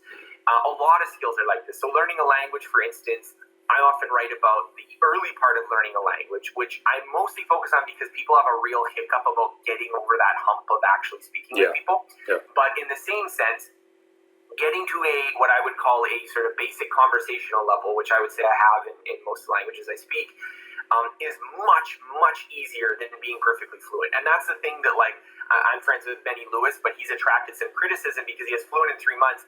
And people are like, I've been studying this for 10 years. Like, I'm much better than you. And they're kind of angry at him for, aggrandizing a lower level of ability. I like what he does because I think that lower level of ability is still way beyond what most people can imagine for themselves learning a new language. But I also accept the criticism because, I've been learning Chinese for 5 years and I would say that there are people whose knowledge is so much faster than mine that, for me to go from my level to their level is like a full-time career, 30 years of efficient learning. I want to go on a little tangent of, can you just give us a quick list of what are the programming languages you know and approximately what level, and then also what are the foreign languages you know and approximately what level? Sure. So these days, I would say the only language I would say that I'm comfortable using right now, programming language in any regular sense, is Python. I do all my stuff in Python now. Okay. I don't program as much as I used to. So I used to do more programming. These days, the specialization urge has kind of pushed me away from doing programming in my own business. I have an actual full-time designer and stuff, and it was one of those things that I kind of had to jettison a lot of the programming. So I used to do more PHP. I used to do more JavaScript. I've written some JavaScript. I've written some PHP. I've done Java. I've done C++. I've done C. I've done Lisp. I've done these ones before, but I don't actively maintain them. So I would not claim to be able to do them particularly well. I think Python is the main one I stick to because I like it. I like how it looks. I've done the whole MIT challenge. If a class was not trying to teach a specific non-Python language, they were all done in Python. So that's the one I have the most experience with. But even Python, I'm not like a Python expert. There's things I can do in Python, but there's certainly the level of language fluency is not at the level of, I would say, even a professional programmer, just because I don't use it often enough. Could you say a few words on the Anki? You said you wrote an Anki program to generate flashcards. I thought that was interesting. Oh, yeah. So I don't know whether the people at Chinese Pod will be really happy at me for doing this, but I had a Chinese Pod subscription, and they were really nice because they make these podcasts, and then at the bottom, they include audio and definition and usage examples of every word that was in that podcast. That was a new word. And so I just made a program that went in, logged in with my login and went through their website and downloaded literally every word in the entire database, and then made a frequency map of how often it appeared in podcasts. And then I mapped it to so that it would have a frequency count, and so I could determine, okay, what are the words related to frequency? And then I had to go through my existing list of flashcards, which had both sentences and individual words, and did its best to remove any word that I would have already covered in my previous thing, and then generated flashcards from it. So how did you do that frequency? Were you just had a transcript and then you counted how many times? Yeah, I just counted. Okay. Just counted how many I times. think that's a really, I think almost nobody talks about that in human learning. It's very important in machine learning to have really good data, but it's very rare that you hear somebody talk about like, yeah, sometimes you just need to spend like 10 or 20 hours. And if you can give it to a freelancer and have them do it, that can work also. But sometimes just collecting like tons of stuff, putting in a spreadsheet or some kind of other thing like what you're talking about, like generate flashcards out of it, that can be more valuable than slogging through other stuff. But okay, so let's talk about the languages and then let's get back into the project. Okay, sure, yeah. So human languages, or I would call it's weird to lump them in the same category. I definitely don't think they are the same category of things. It's like saying what language do you speak, plus also what bicycles can you ride. Like it's a little bit like they're not related. Well, I was actually going to ask you, learning salsa, have you thought about that as sort of like a form of sign language or language at all? You know what salsa is? So there's two elements to salsa. We could get into salsa too. Salsa has, on the one hand, there is a lot of. I really find the memorization of complex muscle skills to be interesting as well, because there's a real aspect of it's very difficult to simultaneously manage a few movements at the time, so you end up chunking. So this is like, I have a whole chapter on this book about chunking, or about, it's called Intuition, it's talking about chunking, and muscle memory is like the perfect example of that, because I was in the beginner class and then them just teaching like some basic thing like a right turn, and I'm like screwing up the timing of that. And then now you're doing really complicated choreography and like you can't get that turn wrong because you've just done so much more complicated stuff, and it's really become an atomic piece. Have you done that before, like in another skill where you were doing complex motor stuff, or was this the first time? Because I found it very interesting. Like I never really learned. I've definitely learned sports, and I've definitely learned things like that before. This is the first time I'm learning something like this with a real thought to some of the muscle coordination. I think dancing is sort of unique because, like, for instance, I was learning surfing when I was in Brazil, but surfing, it's not like you're learning a really complicated set of choreography. Like, it's just, it's a few simple actions that you have to get right.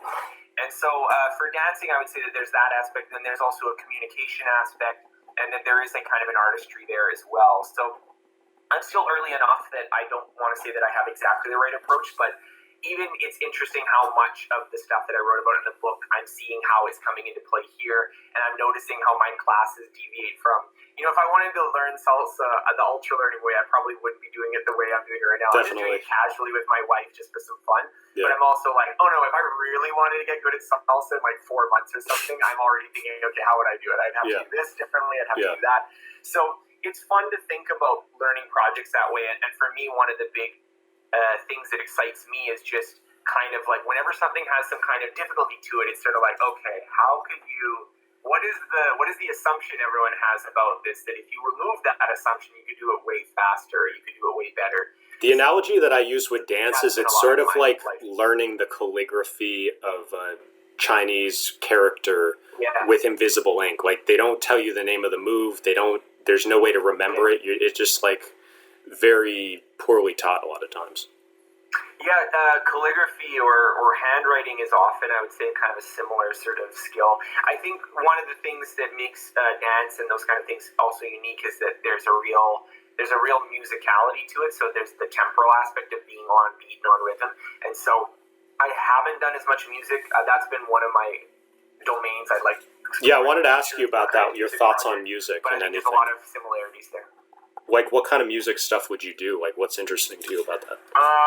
I would be interested, well, yeah, that's hard to say. I was interested in maybe learning, like, guitar or piano. I think the starting point would be to learn an instrument. I feel like that's one of the things, so, when I talk about taking these ambitious projects on, it can be easy to be like, well, just pick the most ambitious thing possible. But actually, often what I'm doing is, like, what is a good starter kind of thing to do? And so even, like, I did that portrait drawing project that was really cool. years ago.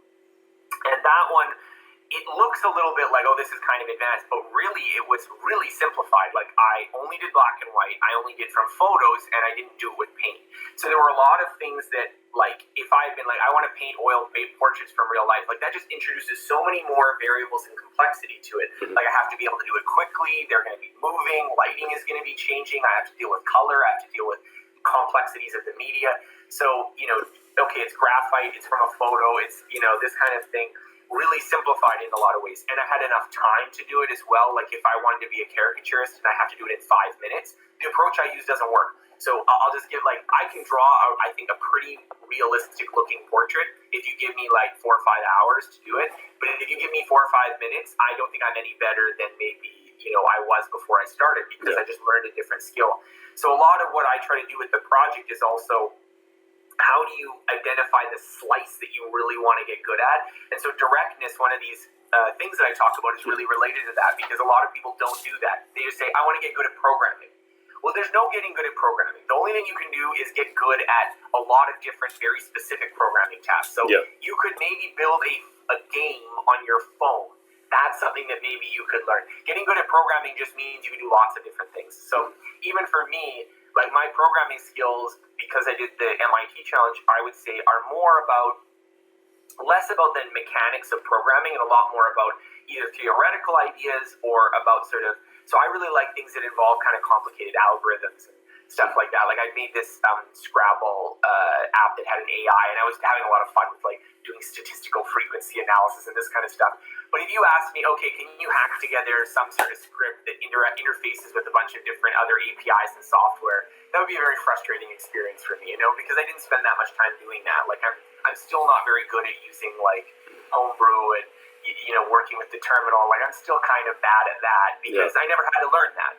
And so this is the thing that I want to try to illustrate as well, is that a lot of people think that you learn things in a super general way, but you tend to learn them in a fairly narrow way. So it's often picking what is the right narrow thing to learn where you can actually be really happy about what you accomplish. So for music, I think it would probably be to start with an instrument. I'd rather start there than try to go into composing or producing or something like that directly, because I think the instrument would be the right place to start. Okay, so we went off on a couple tangents. So I want to go through the list of your foreign languages, and then also and then get back to the learning English. Language as well.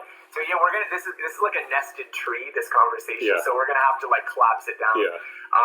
So foreign languages that I can speak, I would say to a rough conversational level, which admittedly is quite vague, is French, Spanish, Portuguese, Mandarin, Chinese, and Korean.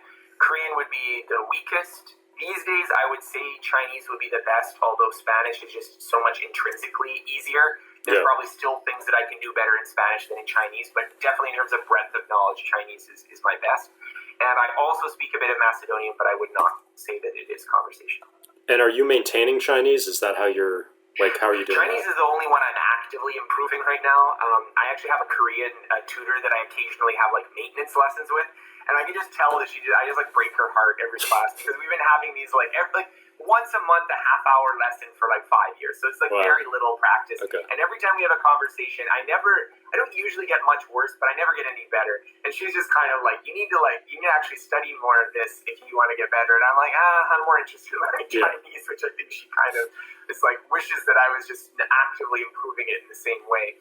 But I think, honestly, I still like the level I'm at with Korean. If I had to go to South Korea right now, I could definitely go to a restaurant, order things, chat with people about simple stuff. I'm not going to be able to study in Korean. I'm not going to be able to go to university or something or have complicated conversations. But, for getting around and appreciating the culture, I feel like I have I think that appeals to some people. I mean, it appeals to me, the idea of, like, just schedule something once a month and like, put it on the calendar. You don't have to stress about it.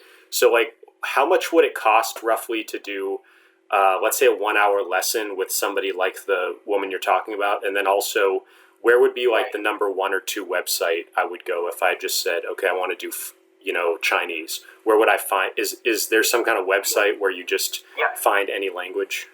So, italki.com, I think it's pronounced italki.com, but it's spelled italki.com, is the one that I use. I've never used another one. I know that Live Mocha, I think, does it, and there are some other websites, so I don't actually have a comparison for reference. Okay.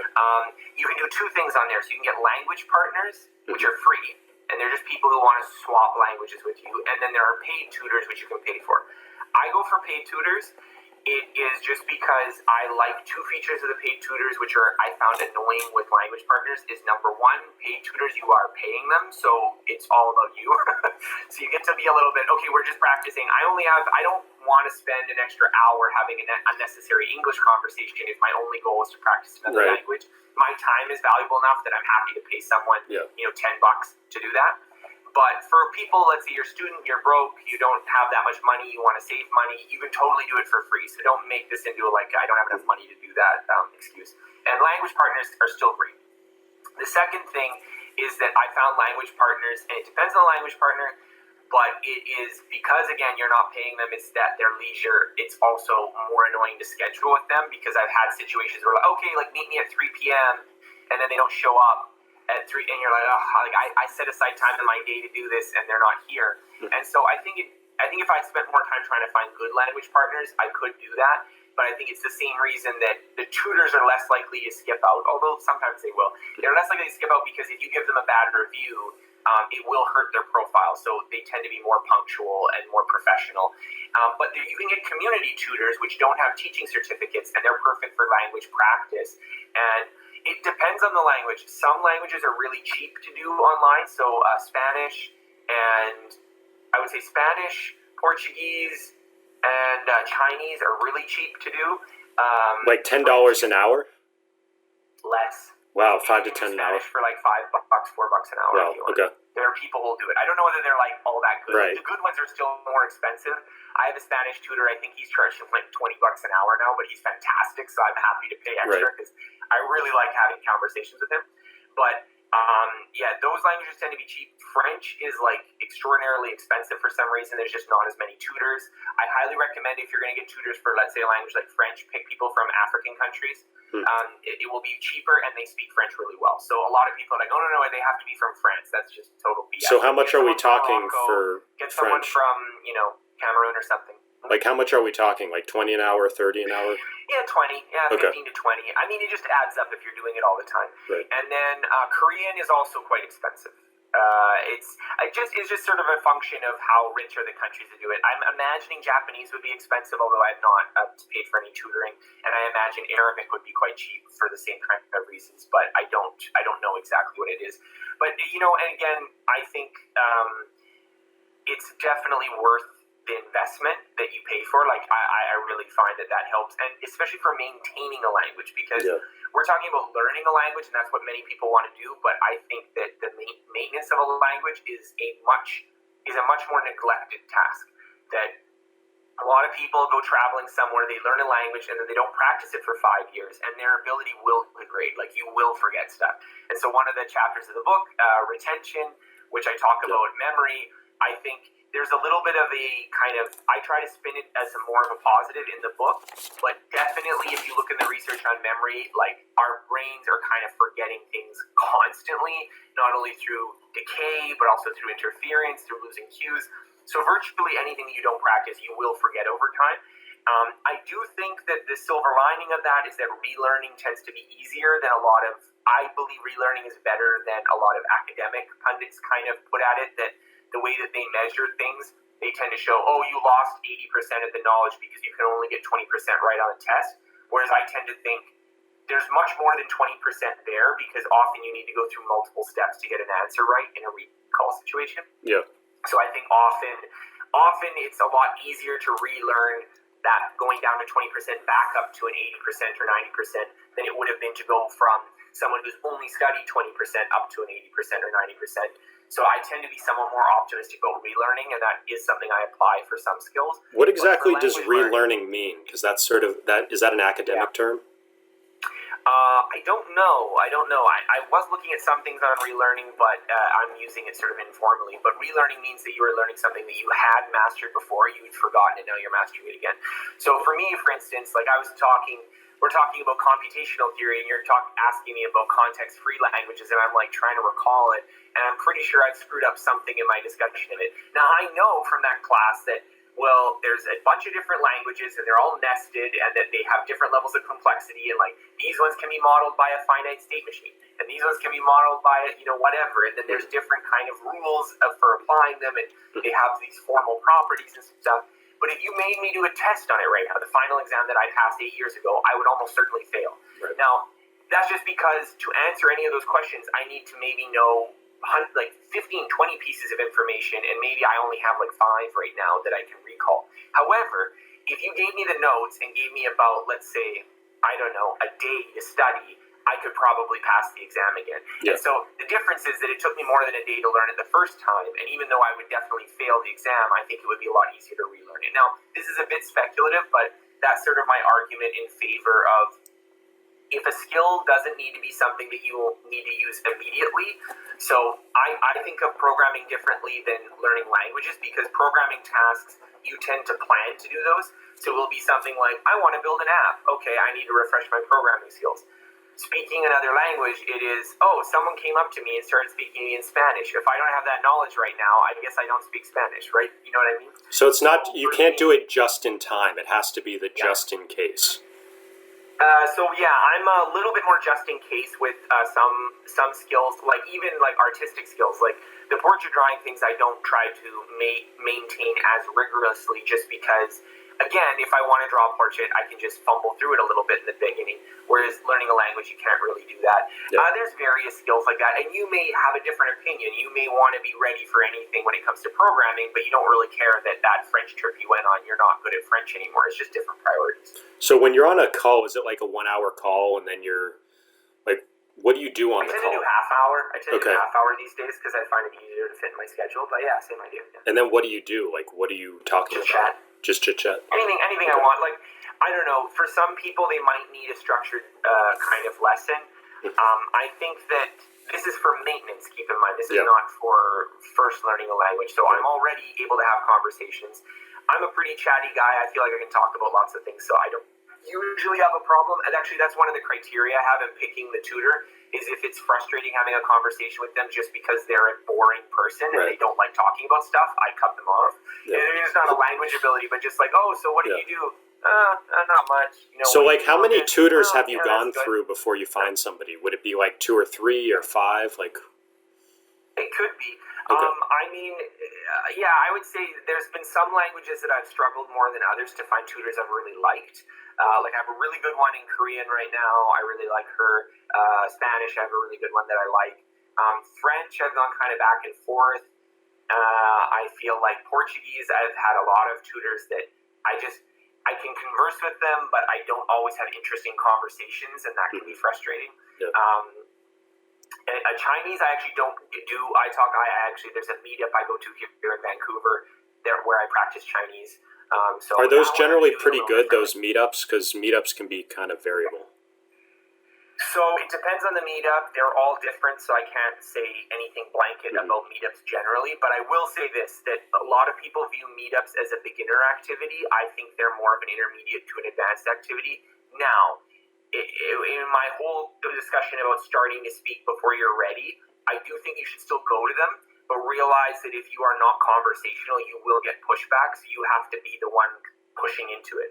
Okay. It's different than going to another country or having a tutoring session, because you can practice in a tutoring session and the tutor knows you're bad, and that's why they're there to help you, so you won't get that pushback. If you go to another country and you're bad, the assumption is that you should speak in that language. So you may get pushback if there's a lot of English fluency, but if you try to tell people, hey, I'm trying to learn this language, they'll be like, oh, well, we're in Spain, so of course you're trying to learn Spanish, and it's pretty understandable, even if your level's bad. Meetups, I found it has a lot more snobs. It has a lot more people that have been practicing for years, and they're like, no, you should go to a class for a couple of years before you come here. And they don't want to help you. They don't want to be nice about it. And so I don't want to discourage anyone from doing that, but I want you to have that resolve, because there are going to be people who push back on you, and just ignore them. Go there. Like, okay, that's fine. I'm just trying my best, and don't let it hurt you. But if you do feel like you go to a meetup and you got pushed out, realize that's a common experience, and do something like iTalki, do something like language exchanges, do something like going to travel in that country, because I found those tend to be a bit easier when you're at a very low level of ability. So you're just sitting in a circle and all talking, or do you pair up? The place that I go right now is actually in a mall food court because they don't have to pay the establishment to like host us there. So there's a bunch of like 2 or 3 little tables and people just chatting. I mean, cool. it's it's not a round table discussion. Like sometimes it's just like when you're sitting with a group of people and chatting. Okay. Mine that I go to is very casual. I've been to some where it's like, okay, if it's an exchange one, for instance, sometimes they'll be like, okay, I'm partnering you up. You have half an hour. This is today's topic. I don't like those ones, but I mean, some people do. Okay, so let's go back to the English project now. I think we were on the second, first or second, meta learning, focus, directness. Those are principles 1 through 3. Yeah. So you were taking us through sort of a timeline. I wanted to do like a timeline of what's the first step, second step, third step. And we talked about like getting clear on who are your role models, getting that list of people, and then what comes after that. So we were talking about writing in this case. Yeah. So the directness would be do the kind of writing you want to make. So that's pretty easy in the writing case. Make a lot of writing. Okay.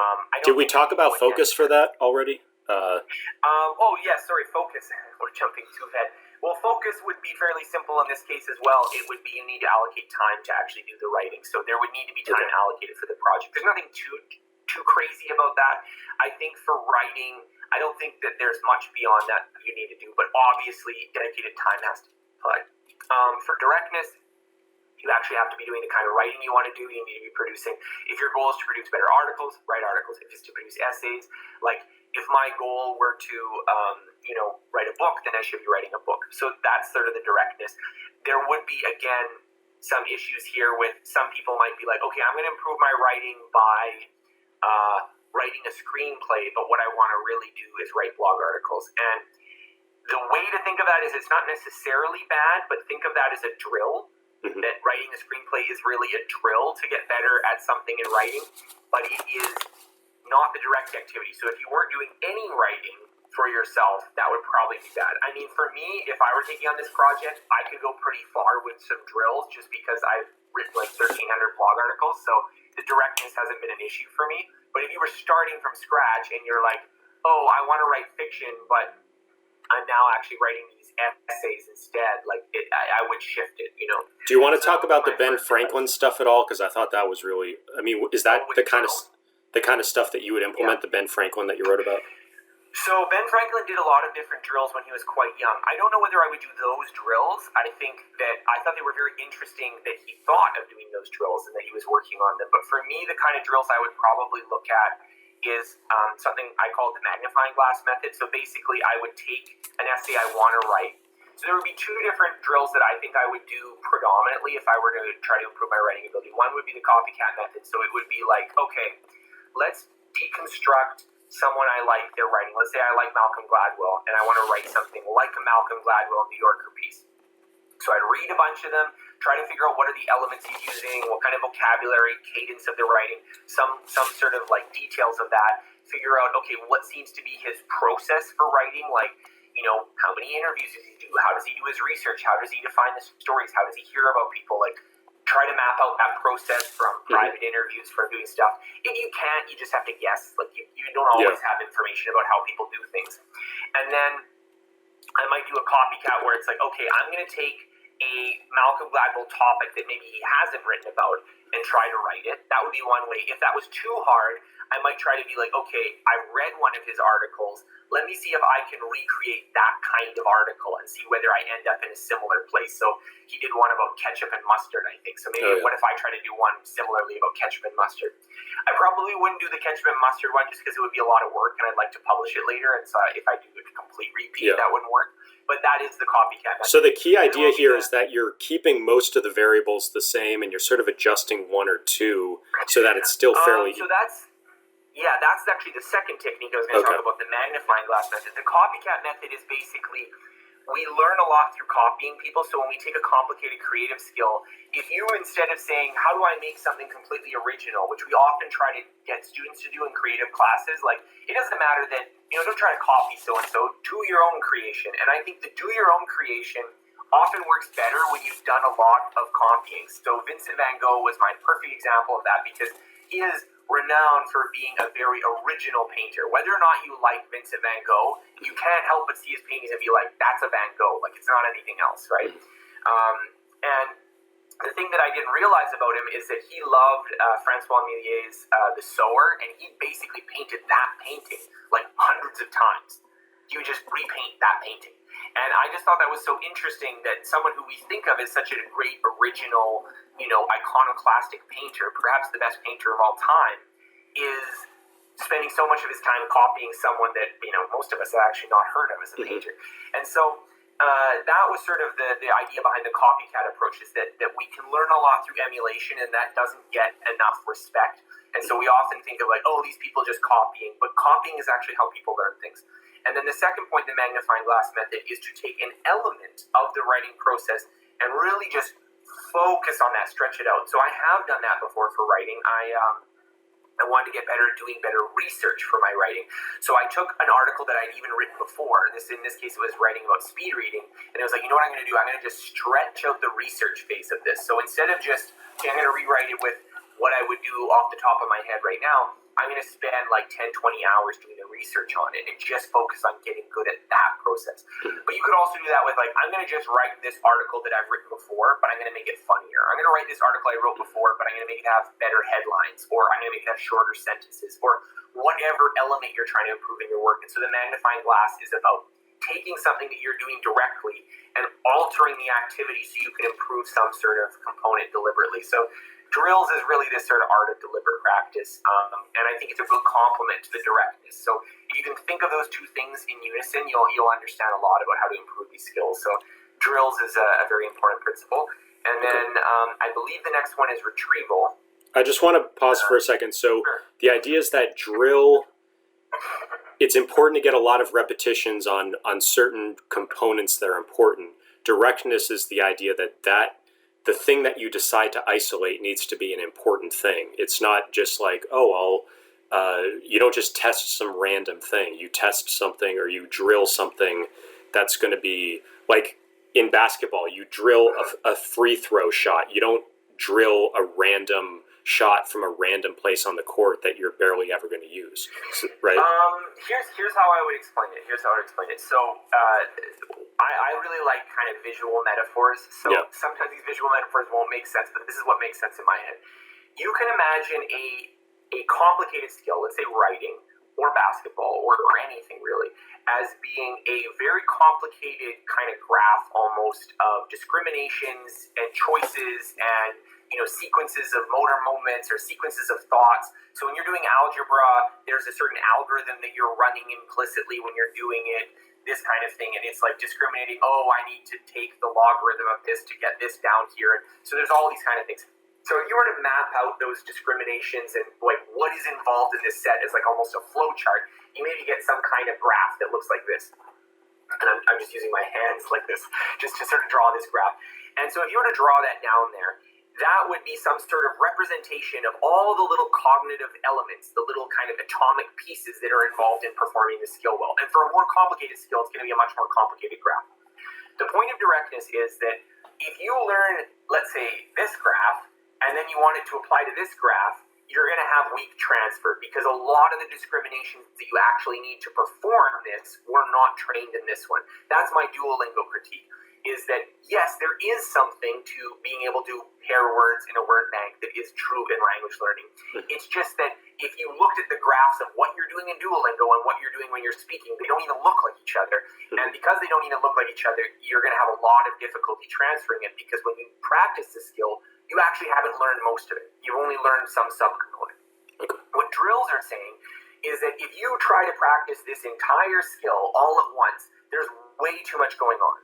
So especially for complicated skills like writing, it's just not possible as an amateur to get all of these discriminations right at an expert level from day one. You're going to be able to get some of them. You're going to be able to get some, but you're going to get a lot wrong. You're going to be omitting things. You're going to be doing everything one way when an expert would actually have nuance and divide it into several different options, and they would have more tools, and et cetera, et cetera. So the balance of drills is taking this really complicated thing and isolating components to improve based on your experience doing the direct practice.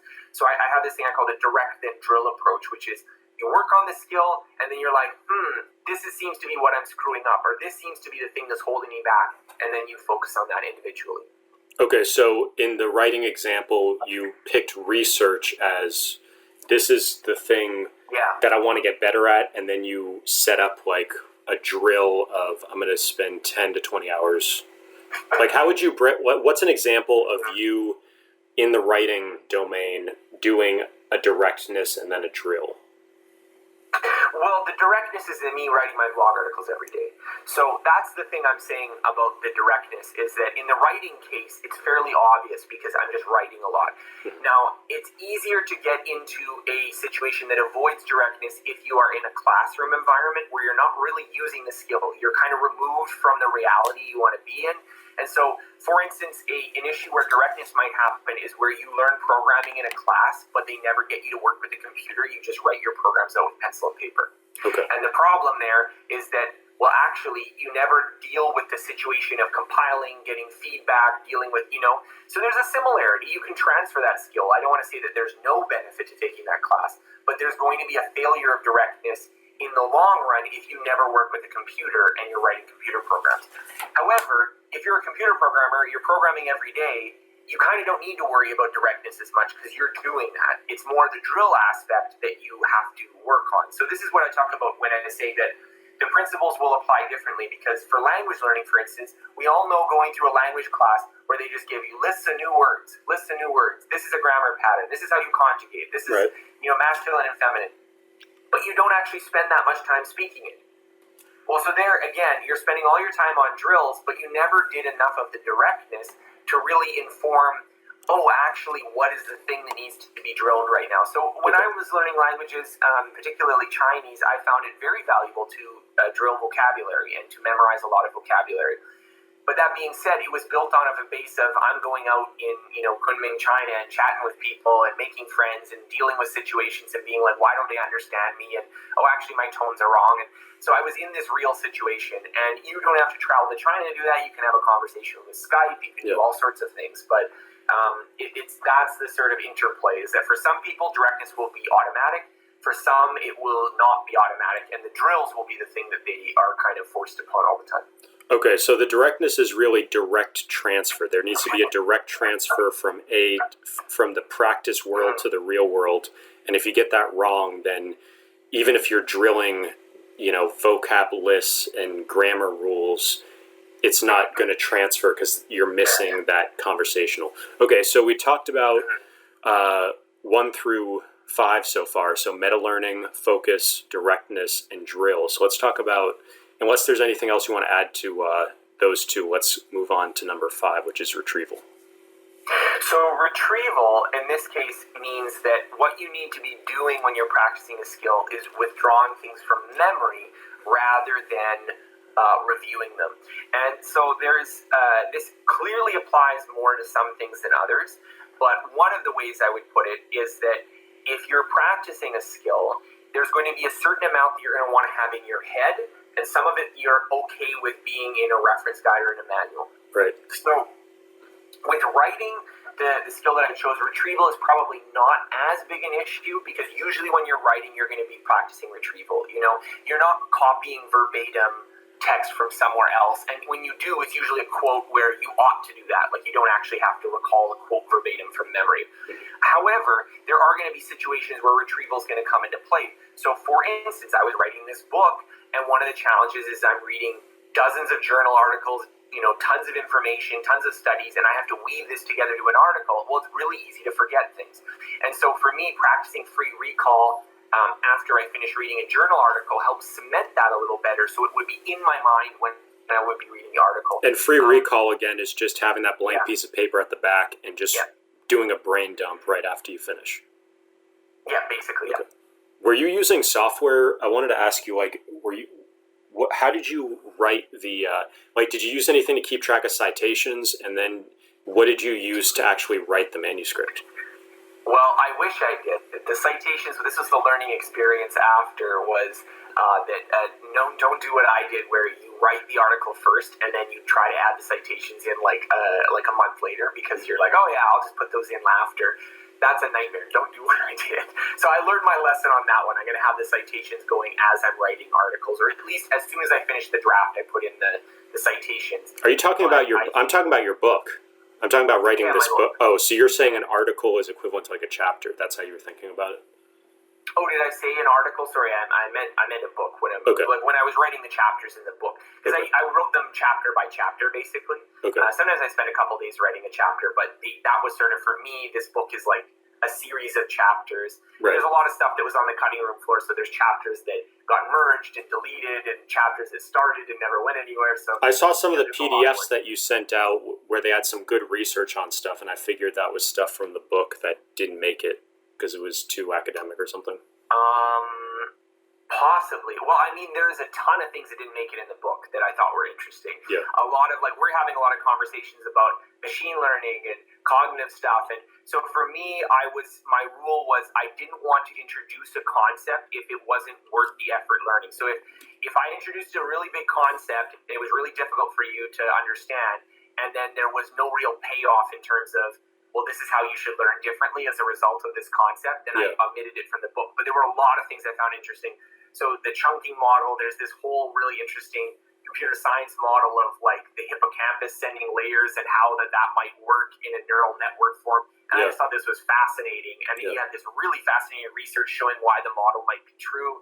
But then at the end of the day, I was like, well, first of all, it's a model that one guy has, so it may not even be 100% accurate. And B, it doesn't really have strong implications beyond just chunking for the average learner. So there's a lot of stuff that I learned that I found very fascinating that I didn't include in the book just because I didn't think it had enough practical import to deserve a large section of the book. So when you're taking these journals, I'm imagining you have your desk, you have a bunch of journals you printed out. Some of them are annotated. And then you've got, what are you in, Microsoft Word or Google Docs? I wrote most of the book in Pages, but sure.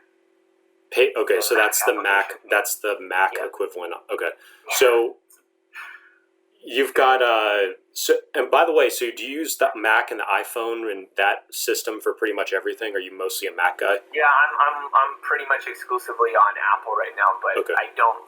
I'm not here to say you should use Mac and Apple.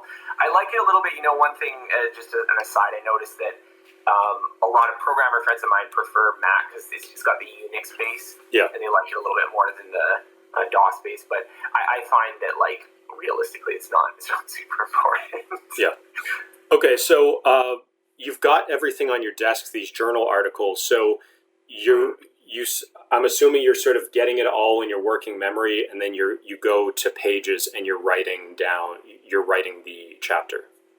Is that pretty much? So what I would do, my process for research is that a lot of it is finding the right stuff to read. Okay. So what I would do is I would start by doing keyword searches for particular topics. So if I knew I was going to write a chapter on feedback, it's okay, feedback, and then I would try to see, are there any systematic reviews or meta-analyses? Read that, and then as you're reading it, they bring up interesting ideas and concepts in those papers, so I put a star next to those. And so in any given paper, I might have 9 to 10 other papers that I would want to read because of that, and so I would print out those papers and read those, and eventually my this sort of breadth first search would dead end at some point because I would run out of time or because it would start getting in the weeds with things that I didn't care about. But eventually I'd fill a binder with some of these journal articles and I would put it together, and I would have some kind of map of this is some slice of the field. And often you realize when you're going through the literature this way that you're oh, I thought that this was the thing that's important, but it turns out everyone's studying this other thing that maybe I should mention. And so I don't know, I would say that this is a pretty typical process for someone who does this kind of research, so I don't want to say that there's anything innovative about that approach, but I think it is kind of interesting for a layman if they wanted to get an understanding of an academic topic, that there aren't just some course on Coursera where you can learn it. This would be what I would recommend is Google Scholar, a keyword search, start with the meta-analyses, start with the systematic reviews, and then just follow citation trails until you get tired. What is the difference between those two, the meta-analysis and the systematic? So meta-analysis is a formal statistical technique for combining different studies to produce an overall statistical effect. So one of the meta-analyses that I actually covered in the book is on feedback, and it found that I think something like 37% of feedback intervention trials they actually had a negative impact on learning, and then it was sort of a discussion of why that was. But that kind of analysis, 37% of studies showed this, and this is how you weight the studies by their different amount of sample size, and you have some criteria for including these ones and excluding those ones. A systematic review is a more qualitative approach, so it is more, let's review a bunch of studies, but maybe they're not commensurate and we can't actually combine their data. Mm-hmm. So good systematic reviews I really like, so I don't want to discredit them. A lot of people like meta-analyses because they give you a number at the end, something quantitative, and they are able to take into account the fact that studies are of different quality, they're of different sample sizes and of different rigor and stuff. But systematic reviews are really good for, these are all the things people are saying about this topic. So I read a systematic review on retrieval, and it was really helpful because this is everything people have said basically about testing effects and retrieval effects, and so it's sort of like, oh, okay, I should learn a bit about desirable difficulty, I should learn about the forward testing effect, I should learn about et cetera, feedback timing, and all sorts of things like that. You can find this information. So that's sort of the difference in the nomenclature, but I think starting with that is a really good idea. I think it's always fraught if you start with just an isolated study because, well, as you know, the replication crisis and stuff, it's very easy to get on kind of a spurious trail. There are individual studies I've included. I tried my best to include what are considered to be canonical studies, like the study everyone cites for this, so that researchers basically think it's a sound idea. There were a few topics which were sparsely researched, so I had to go a little bit more outside of the meta-analysis. So the meta-learning chapter, I did some digging to find some stuff on people who learn second languages and third languages, but that was just because this was sort of an interest of mine in the chapter, but it's not as well studied as I would have liked. Sometimes you find that the way that researchers want to study something and the way you care about it is not always the same thing. But yeah, I think it's very important people realize that there's sort of multiple layers of knowledge on the internet. Scholarly knowledge is sort of its own little universe. And if you're not using something like Google Scholar, then they even speak different languages. Like the stuff with transfer and retrieval, you're not going to hear about that in a lot of books on accelerated learning. They're going to have their own layman's vocabulary. And when you're reading a book that is non-academic, it's often not going to have the same amount of breadth that a systematic analysis is going to have, that they really try to view everything. So I think it's very important as you get more advanced and you get more comfortable reading more difficult stuff, that you always, like, that should be, like, going to Wikipedia is like a standard thing you should do when you want to learn a new subject. But then, don't just read. It can be very frustrating to read a random journal article. But if you go to that systematic analysis first, that's going to be a lot more comfortable. And then maybe getting an intro textbook that's more academic flavored, that can help. And not just sort of randomly go around reading PDFs and reading random SEO'd articles that Google shows on the first page. It's like, no wonder I'm not getting anywhere. So I'm assuming, based on the caliber of the conversation we've been having, that the readers here are people who might get into that kind of thing. Yeah. So if they are, I would highly recommend your first place to start would be Wikipedia, your second place should be a textbook, and your third place should be looking at meta-analyses and systematic reviews. Because in my opinion, the Wikipedia is often in a technical language. So, I mean, try Googling Wikipedia any mathematics article, and good luck. Like, I looked at ones I actually studied this subject, and I have no idea what they're talking about because it's at a PhD level. So you're not always going to get there. And for a lot of subjects, I think there is a layer of hierarchical abstractions that make it essentially opaque to someone who's not an expert in that field. Mathematics is like that. Physics is like that. A lot of science subjects are like that. Psychology, I find, tends to be a little bit more amenable.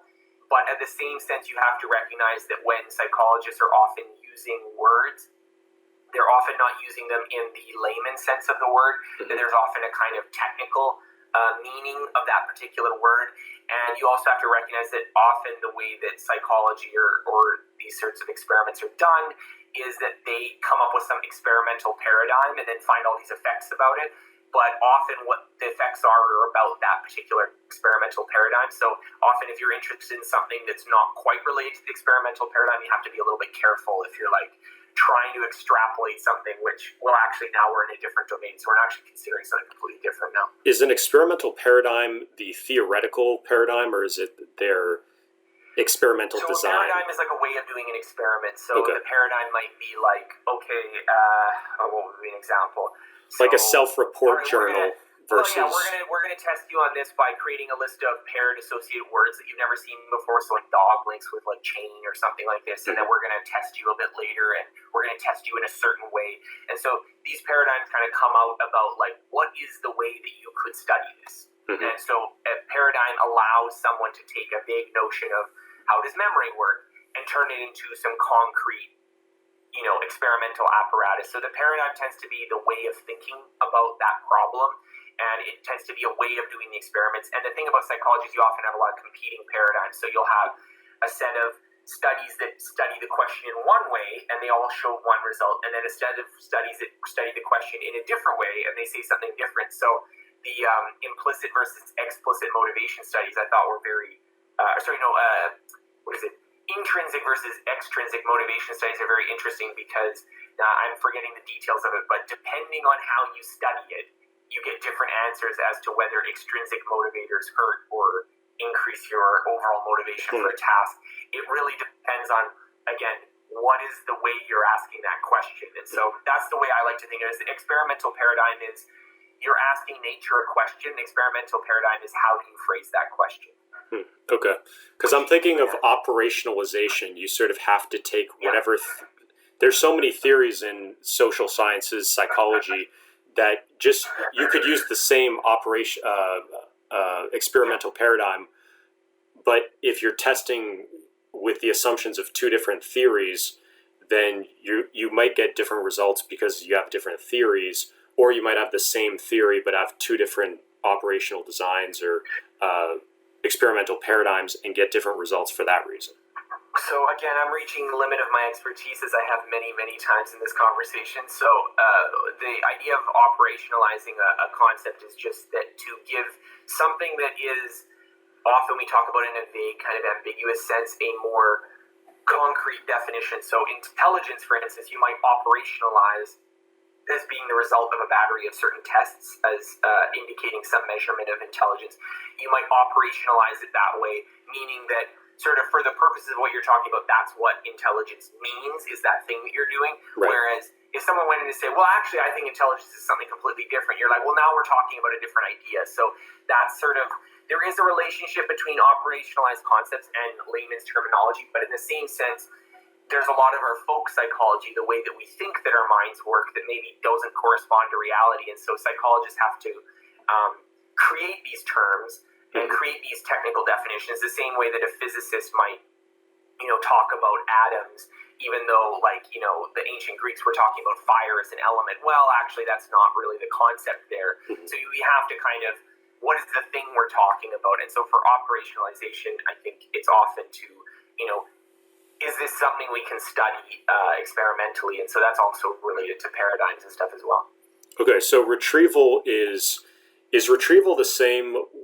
The way I use that word or think about it is I may have to retrieve something from my brain, like in my hippocampus or my long-term memory, or I may have to retrieve it from my working memory where it's pretty much there, or I need to retrieve it from my hard drive or from Google Docs or my bookshelf or my file cabinet. Is it? In this case, retrieval would be from long-term memory. So we don't usually think of retrieval from working memory because working memory is the things that you have available to you at the time. Maybe there's different definitions where there's some kind of cognitive structure which could be said to involve retrieval for working memory, but it's usually for long-term memory. And in the particular context of these studies, we're talking about retrieving something from your head rather than through a Google search or something. Although there are concepts in kind of cognition and stuff where that could be a valid way of talking about. There's extended cognition and this kind of thing of where we're talking about these other things as being a sort of extended apparatus of your mind. I do think there's a real sense in which knowledge in your brain is different from knowledge in the world. My classic sort of way of thinking about this is that Google has now made it so that the world's information, you can access 1,000 times as much information 1,000 times faster than 200 years ago. People are not 1,000 times smarter than they were 200 years ago, and the reason why is that there is a difference between things that are on Google and things that are in your head. And retrieval, I think, really illustrates that. So there are things you don't need to memorize nowadays, but there's still a lot that needs to be in your head.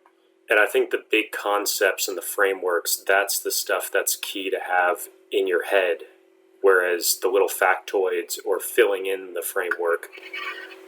So that's actually an interesting point as well, because it's sort of become popular these days to say, why memorize things, and memorization is bad and we need to do this stuff. And I mean, I've also succumbed to that. I've written about stuff like that in the past, and I think that there's often been a dichotomy between things that you remember and things that you understand, as if they're two different processes.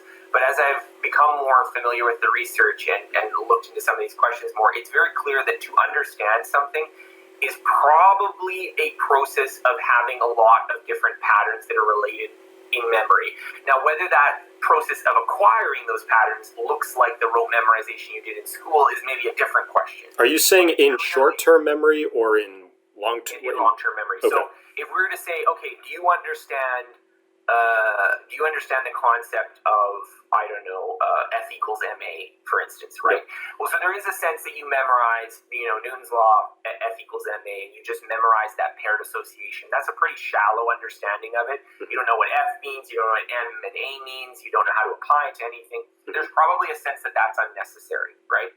But there's another sense. What do you mean is unnecessary? Memorizing the formula? Well, unnecessary to, I'm going to give you a list of formula and you're going to memorize them. That's probably an unnecessary kind of process.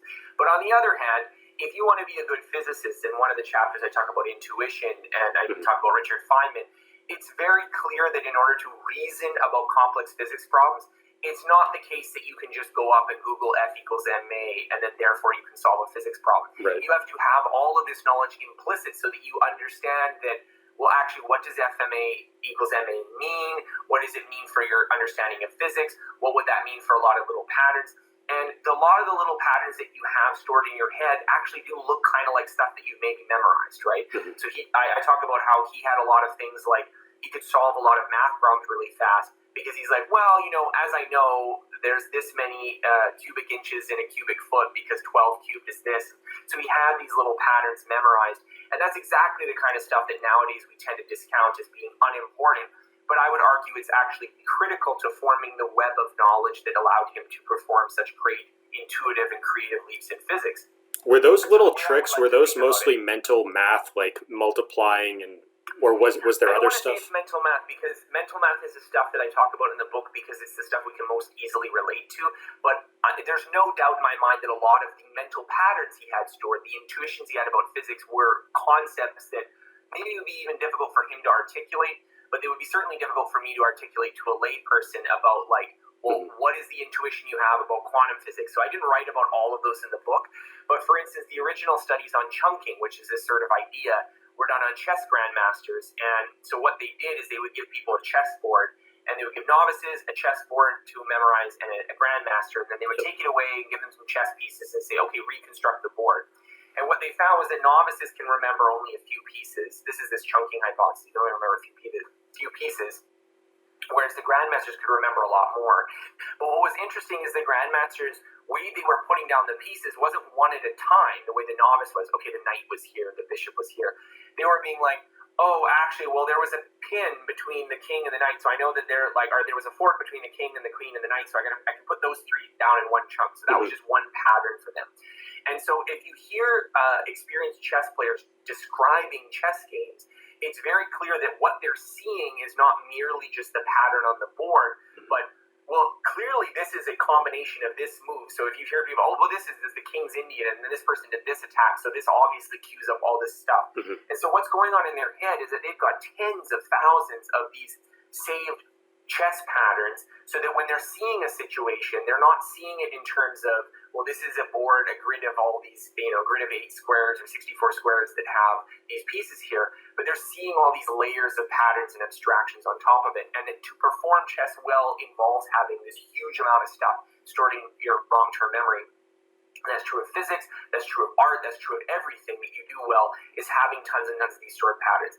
Now, does that process of acquiring stored patterns look like memorizing things that you would on lists in school? Probably not. So that is the place that I would agree with the critique of rote memorization in school. However, I would disagree with the idea that understanding things and having things in memory are fundamentally different processes. I think that they're actually the same process. It's just a different way that they're related to each other. And so for me, when I think about learning something new, I do often try to avoid memorizing things in a particularly brittle way. So I'm not as big a fan of flashcards as some people I interviewed are, just because I think the cued paired association is not the most robust way to memorize a lot of facts. But in the same sense, if you're going to learn anything, a lot of stuff has to actually be in your head. And so that would be the impression I want to leave people, is that unlike what people say that, well, you can just Google everything now, so it doesn't matter whether it's in my head, cognitive science shows that that's completely false. So. Yeah, and it seems like it kind of reminds me of computer vision. The problem of how do you recognize, like, these self-driving cars? They need to recognize pedestrians, other cars, lines on the road, animals running around.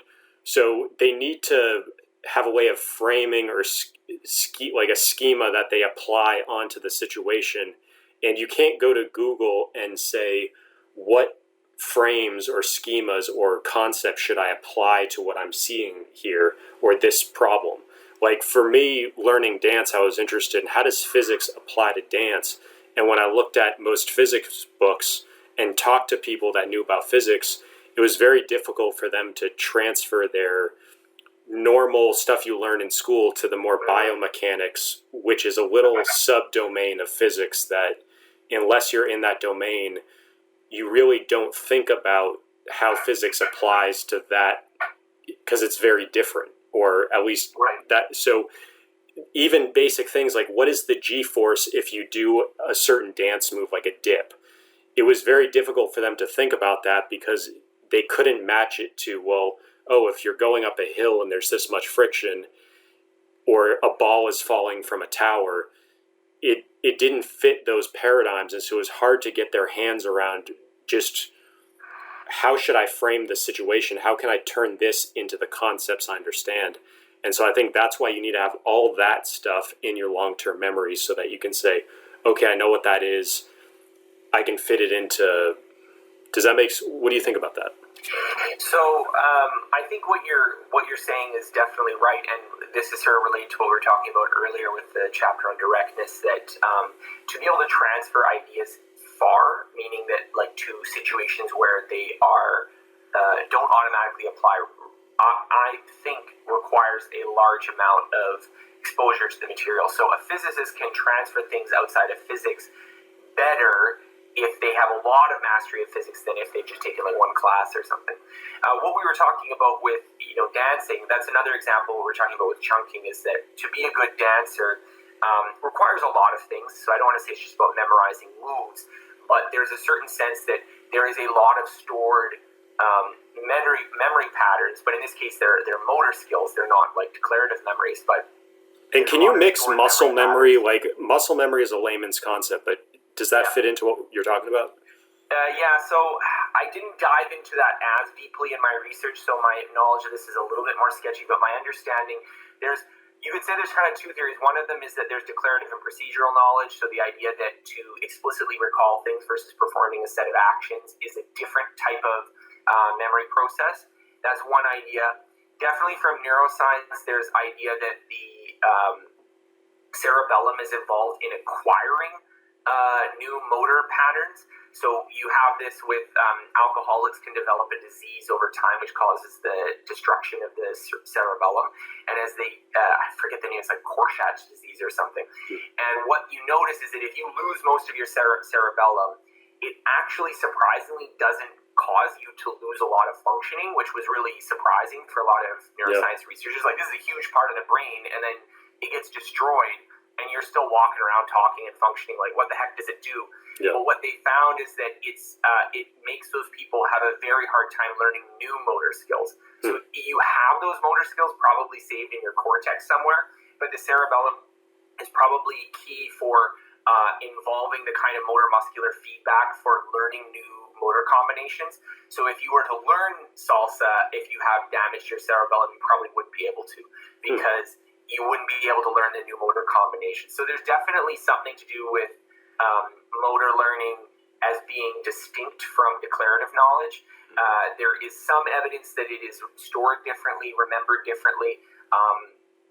I don't know the details of that. There's a lot of sketchiness still with like the cognitive models, but I think it is not surprising to say that there have been studies that show that procedural knowledge decays more slowly than declarative knowledge. So for instance, the classic example of that is that you can remember your password by typing it, but not what the letters are if you have to write it down.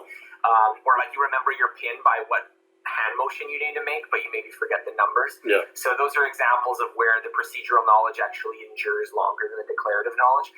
And so I even make a case in the retention chapter of my book that proceduralization, the idea that you should turn some of your knowledge into essentially a motor pattern, is useful for some skills where you can apply it, for at the very least for making kind of a hook for being able to relearn it and master it later. So if you have in your motor memory creating a new Python program and initializing the database and setting up the homebrew and like getting all the libraries, and you have that down so much that it's just in your muscle memory, that if it goes to now, okay, I haven't coded for 10 years, but I want to go again, you can maybe do that. Now, unfortunately, programs are changing so much that 10 years they're going to be doing something completely different. But I think the same sort of ideas apply for language learning, for instance. Saying certain phrases maybe at a motor level rather than at a declarative level of like, I'm going to say this sentence. It may be, just it's an utterance that just comes out of your mouth when you're in a certain situation. Okay, so declarative basically is you can say it, you can declare it. Procedural is you can do it.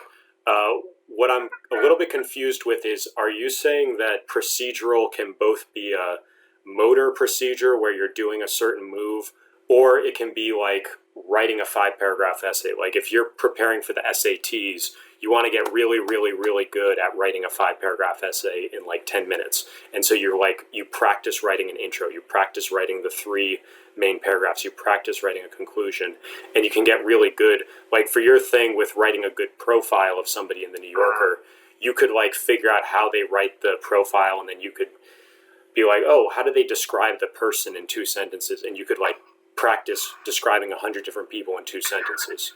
So yes and no. So I would say that first of all, don't think of motor skills as just stuff you do with your hands and feet. Okay. That it's probably the case that evolutionarily we started, like the brain evolved primarily to parse sensory inputs and turn it into motor actions. So advanced cognition is some sort of refactoring or repurposing of that essential sensory to motor connection. So I would say that if we're talking about, there is probably certainly the case, an analogy to motor processing in sort of more conceptual or more abstract kind of ideas. So that, like, as I was saying, speaking a language, for instance, even though you don't think of it as a motor task, I mean, I have to coordinate a lot of movements in my mouth, so it very much is a motor task. It's just not involving your hands. It's not like a physical sport.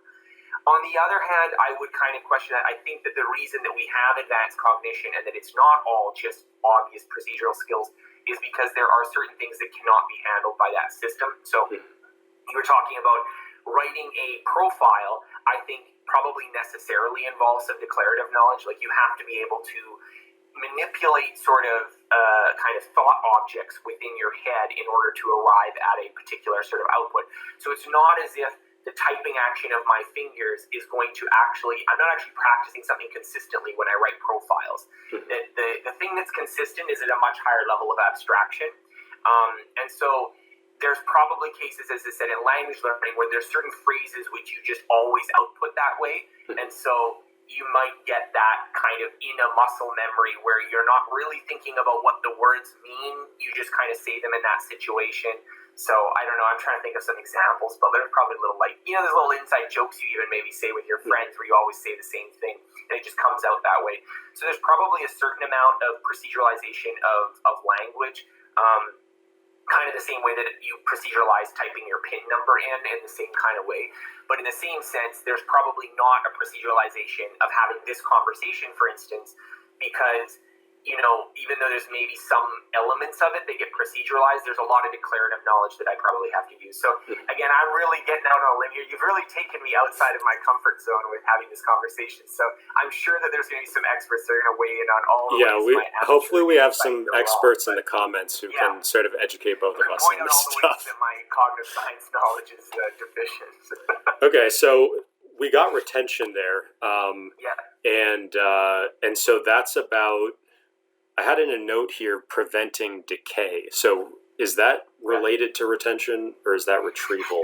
Well, so one of the big questions is why do we forget things? Yeah. And there is not a single answer for it, just the way there's not really a single model for how do we remember things in the first place. And there seems to be, I would say, at least 3 popular theories of how forgetting works. One is decay, and this is sort of makes sense. The brain is a biological system.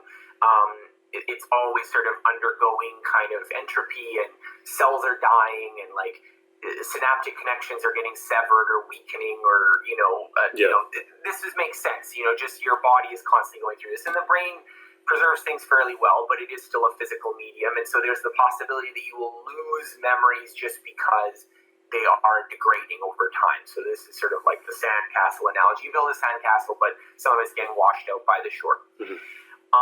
On the other hand, there's another theory which is of interference. Comes in 2 flavors, proactive and retroactive.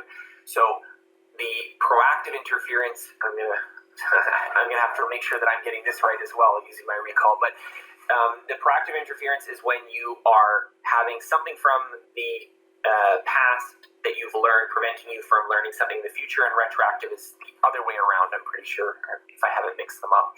But essentially one of them is, let's say you learn Spanish and then you learn French, and then because you've learned French, you've now forgotten a lot of Spanish because they're similar languages, and so you remembered this word, but then your French kind of overwrote that word to a certain extent.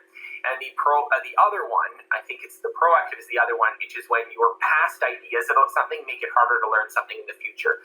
So for instance, a lot of people, when they hear the concept of negative reinforcement in psychology, think of punishment, which is not what that means. Negative reinforcement is when you remove something bad and it encourages a behavior. So negative means to remove and reinforcement means to encourage. So it actually is the opposite of that. So negative reinforcement would be like removing a painful stimulus so that you can get someone to do something, which is the opposite of when people think negative reinforcement, they think, I'm going to hit you with this stick. But that's actually called positive punishment in psychology. So this is a situation where our ideas about negatives being kind of associated with punishment or things that are bad influence our ability to learn that concept. So those are the sort of interference hypotheses. And then there is also retrieval failures, where the idea is that memory is not just a single kind of atomic process that it would be in a computer where you just load it from a particular slot in memory, that it's often done through spreading activation, and there's links in the series. And so what's happening when you have to recall something is that maybe the knowledge is stored in your head, but the one of the sort of chains and the links of sequences to arrive at that memory gets cut or severed. And so you are unable to recall it, but it's still there. And we all experience that with that tip of the tongue feeling where you I know this. And it's because you probably know it, but your brain is not able to get to that exact memory right in the way that you'd like it to. And so these kind of 3 ideas of forgetting sort of combine to give a sort of picture where, well, we probably have to deal with decay. We probably have to deal with the fact that new things we're learning are going to interfere with old things we've learned and vice versa. And we probably also have to deal with the fact that because memory is itself a complex process, we may lose access to things that are still inside of our head. And so keeping these kind of 3 ideas about forgetting in mind, you can kind of devise strategies to overcome them. So is that retrieval or retention? I'm trying to separate those 2 concepts. Retention, but yeah, retrieval is more about the act of, but they're related, of course, because retrieval aids in retention, most notably because as you practice retrieval, you're practicing that chain of associations, which is necessary to retrieve things, which is that 3rd way of forgetting I talked about. But in the chapter, or the principle on retrieval that I noted, I was talking a lot more about using the sort of active retrieval and the research on the testing effect, whereas in the retention chapter, it's more about okay, long term, how do you deal with this act of forgetting? And so there's sort of separate strategies as well for that. Okay, so the retrieval, we were talking about Duolingo, we were talking about different ways to test knowledge will have different effects. Retention is more about how do you keep from forgetting. For older people listening to this who maybe they're experiencing a decline or are worried about experiencing decline, or is there anything that they can do to what are your thoughts on that, or what would you say to somebody who's in their 40s, 50s, 60s? Now we're really venturing. I did not look at so much the research on, elderly people and how age affects retention. I know that it does. I know that particularly a lot of things involving senility and Alzheimer's and stuff involve, beta amyloid plaques and whatever in the nervous system, and that's creating issues with not only cell death, but you're losing memories. But in the same sense, I think these kind of principles that we're talking about right here, I don't think that it's the case that they fundamentally change. So while it may be harder to remember things when you're older, or you may have more difficulties learning some things, I would not argue that the principles of learning have changed. So the same ideas work, you just have to work with what you've got. And you were saying even about intelligence declining when you get older, like even now, I'm probably somewhat less equipped to do the MIT challenge than when I did it because I was younger. Yep. And I don't think that means that I would approach it any differently if I were learning it now, and I don't think that I would do much more poorly if I did it now. But it does mean that, we're always dealing with our own idiosyncratic issues, and some things are going to make learning easier or harder. But what I try to focus on in this book is what are the principles that underlie learning that would apply to the majority of people or the vast majority of situations. And so maybe if you got away with certain things when you were younger because you just had more horsepower or your brain was just more there, implementing the stuff that you're teaching in this book is going to maybe help you make up for not doing this stuff when you were younger. Well, absolutely. Like, there's going to be people who go into a situation and it's just a breeze and they just ace it, and there's going to be people that really struggle, and that's just true of life, right? Yeah. But I think the way I'm trying to focus on in the book is not really to, everyone wants to talk about, how much of intelligence is nature and nurture, how much difference is there between people, and I'm not as interested in that discussion, because for me, my goal is, what does that matter to you? You are you. You are in your situation regardless. You could be, senile and 79 and you weren't that smart when you were younger, or you could be a whiz kid who's 19 and has already got his PhD. And for me, the only thing that matters about that is there a different approach that you would need to take to learn something new? Would there be different advice I would be giving? And I really tried to focus the advice in this book on stuff that I would say would apply to at least a significant fraction. I think this book mostly applies to adult learners because there's a certain amount of self-motivation, self-directedness that requires here. So I would say that there are certainly modifications to these principles if you are, taking a 3-year-old, let's say, and trying to teach them something. This is more about, if they can read this book and understand and apply it, it's going to put them in a different situation. But with that caveat aside, I really tried my best to focus on more universal principles. Did we talk about feedback already? I'm not sure if we covered that concept. I don't believe so. Okay. Yeah, let's get to that one. Yeah, sure. So feedback, this was something that was really interesting to me. I mentioned that feedback is often negative in a lot of cases, and this really surprised me because we were talking about wanting to put stuff in that surprised me when I did it, and I had read a lot of Anders Ericsson's work on deliberate practice, and he's a really big proponent of you need lots of feedback, and it needs to be immediate. So I went in with that's what I'm going to discover. I'm going to go in and I'm going to look at the feedback, and it's going to be all, feedback's really good. You need to have feedback all the time, and more feedback's always better, and blah, blah, blah, blah, blah, and it helps with learning. And you go in the literature, and you're like, because actually that's not the case. That there's lots of cases where feedback does not help. There's a lot of studies where it does worse, and there's lots of situations where it doesn't seem to be doing what you'd think it would be doing. So one of my favorite things, and this is a bit more technical, but we're having a technical discussion, so I'm happy I can bring it up here as opposed to some of the other podcasts I'm doing. I talked with this Swiss researcher. I think his name is Michael Herzog, but I might be messing up his name. And he did some experimentation. This research was done, I think, maybe about a decade or two ago, and it was on these discrimination tasks where you're learning to teach people to basically distinguish are two lines lined up like this, Right. and they're far away. And it's a very basic kind of task. I don't want to say this is like a super complicated thing that has lots of applications to learning. But the thing that I found absolutely fascinating about this research is that they found that feedback helped. So if you got feedback, people would get better at this skill faster, which is kind of what you would expect. But interestingly, and this just sort of like blew me away when I first read it, is that the feedback helped, but that it didn't matter whether or not the feedback, the way you could construct the tiles, whether the feedback actually gave you any information you could use to improve your approach. So you got better with feedback, but even if they constructed the trials in such a way that the feedback you were getting could not give you any information about which ones you got wrong or right, you would still get better. It didn't matter. And this was really fascinating to me, and it was really confusing to researchers at the time, and I was able to talk with him about it, and he was even saying that, like, well, this really confused them because they had this whole model that feedback was an error signal, and that was how you were getting better.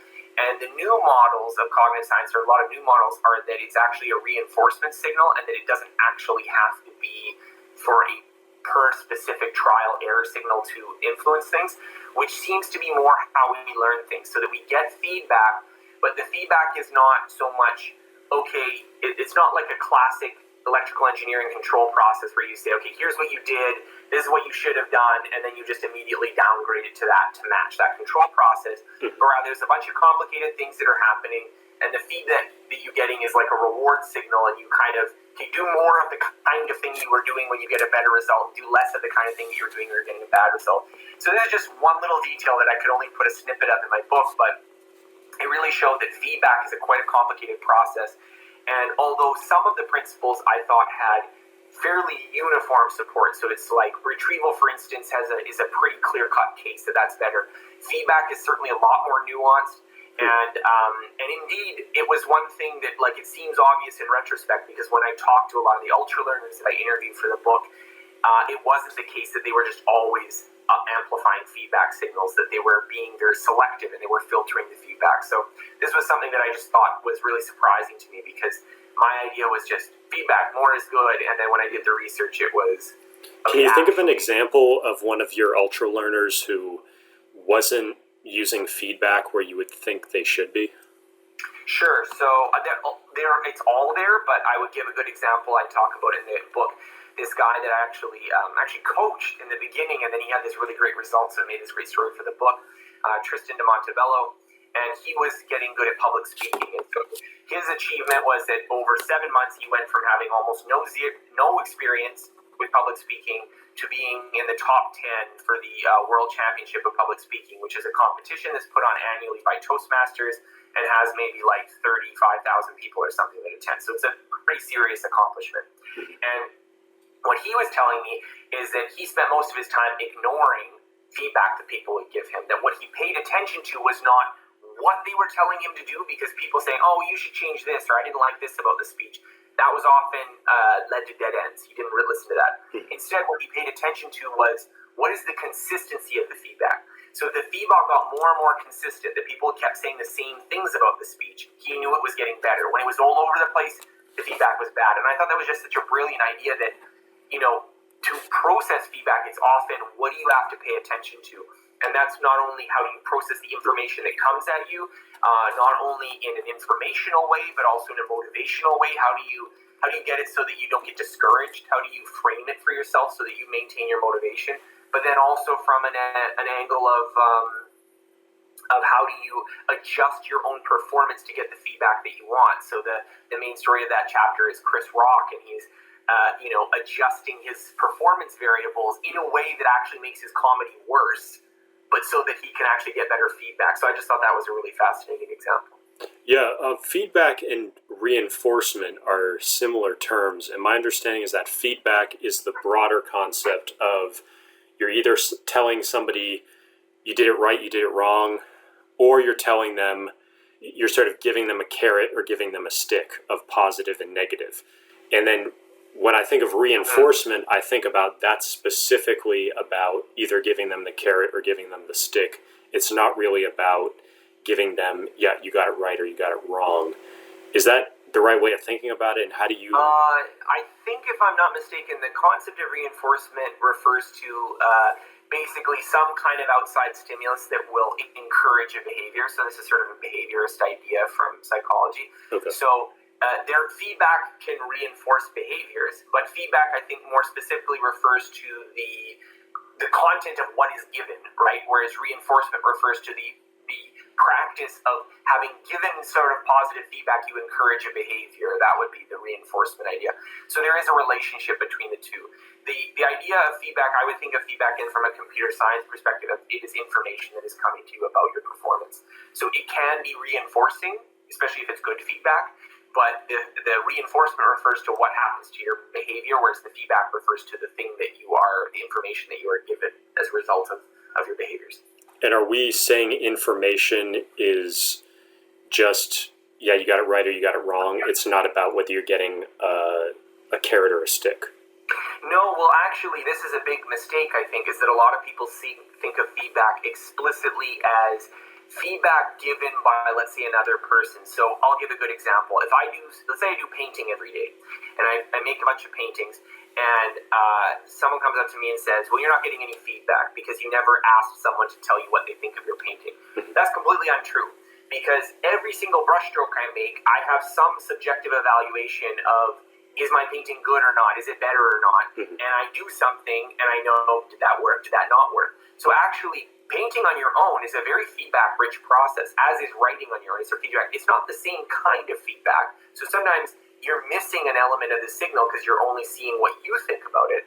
But in the other hand, I think it's a mistake to view feedback as primarily someone from the outside telling you something. That's one type of feedback, but a lot of feedback processes are things like playing a sport, for instance, and you catch the ball and you kind of fumble it a little bit, and that's giving you feedback, even though it's no one saying you caught the ball wrong, that's bad, and then they hit you with a stick or something.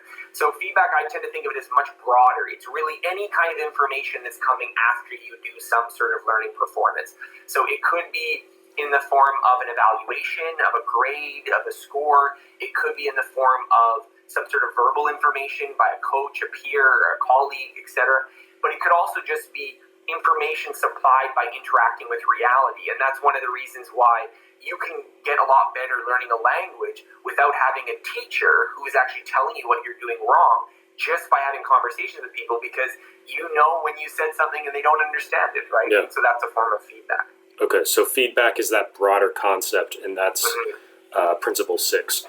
Okay, so feedback.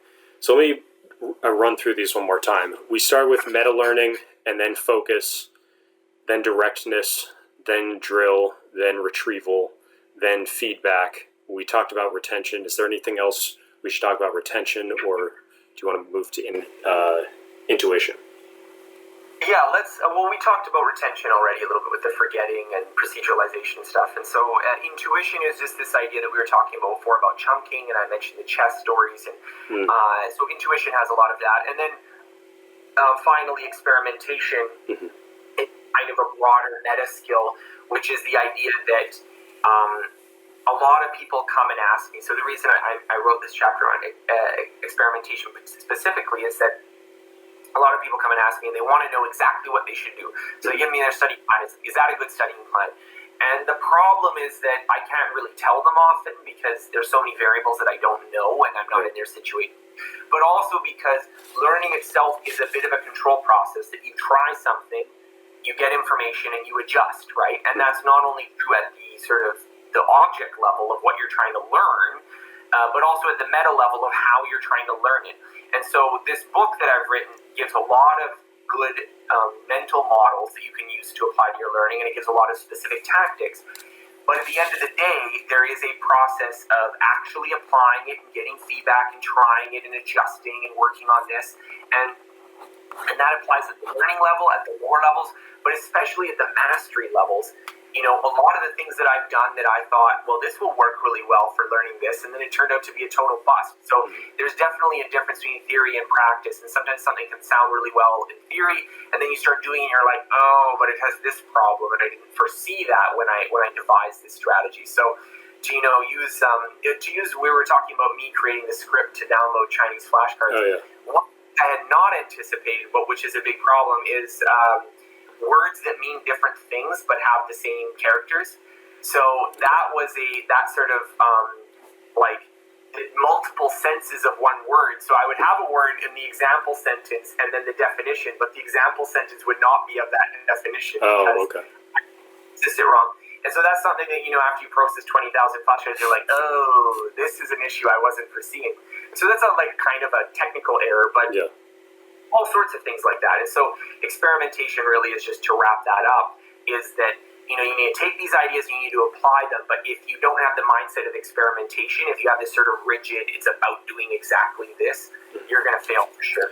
Yeah, and you've mentioned a couple times this idea of control and control theory, which is a concept from engineering, which my understanding is basically like, if you think about a backhoe, like the construction machine, like you have the guy in the cockpit and then he's moving the controls, and then that's traveling through the hydraulics and actually operating.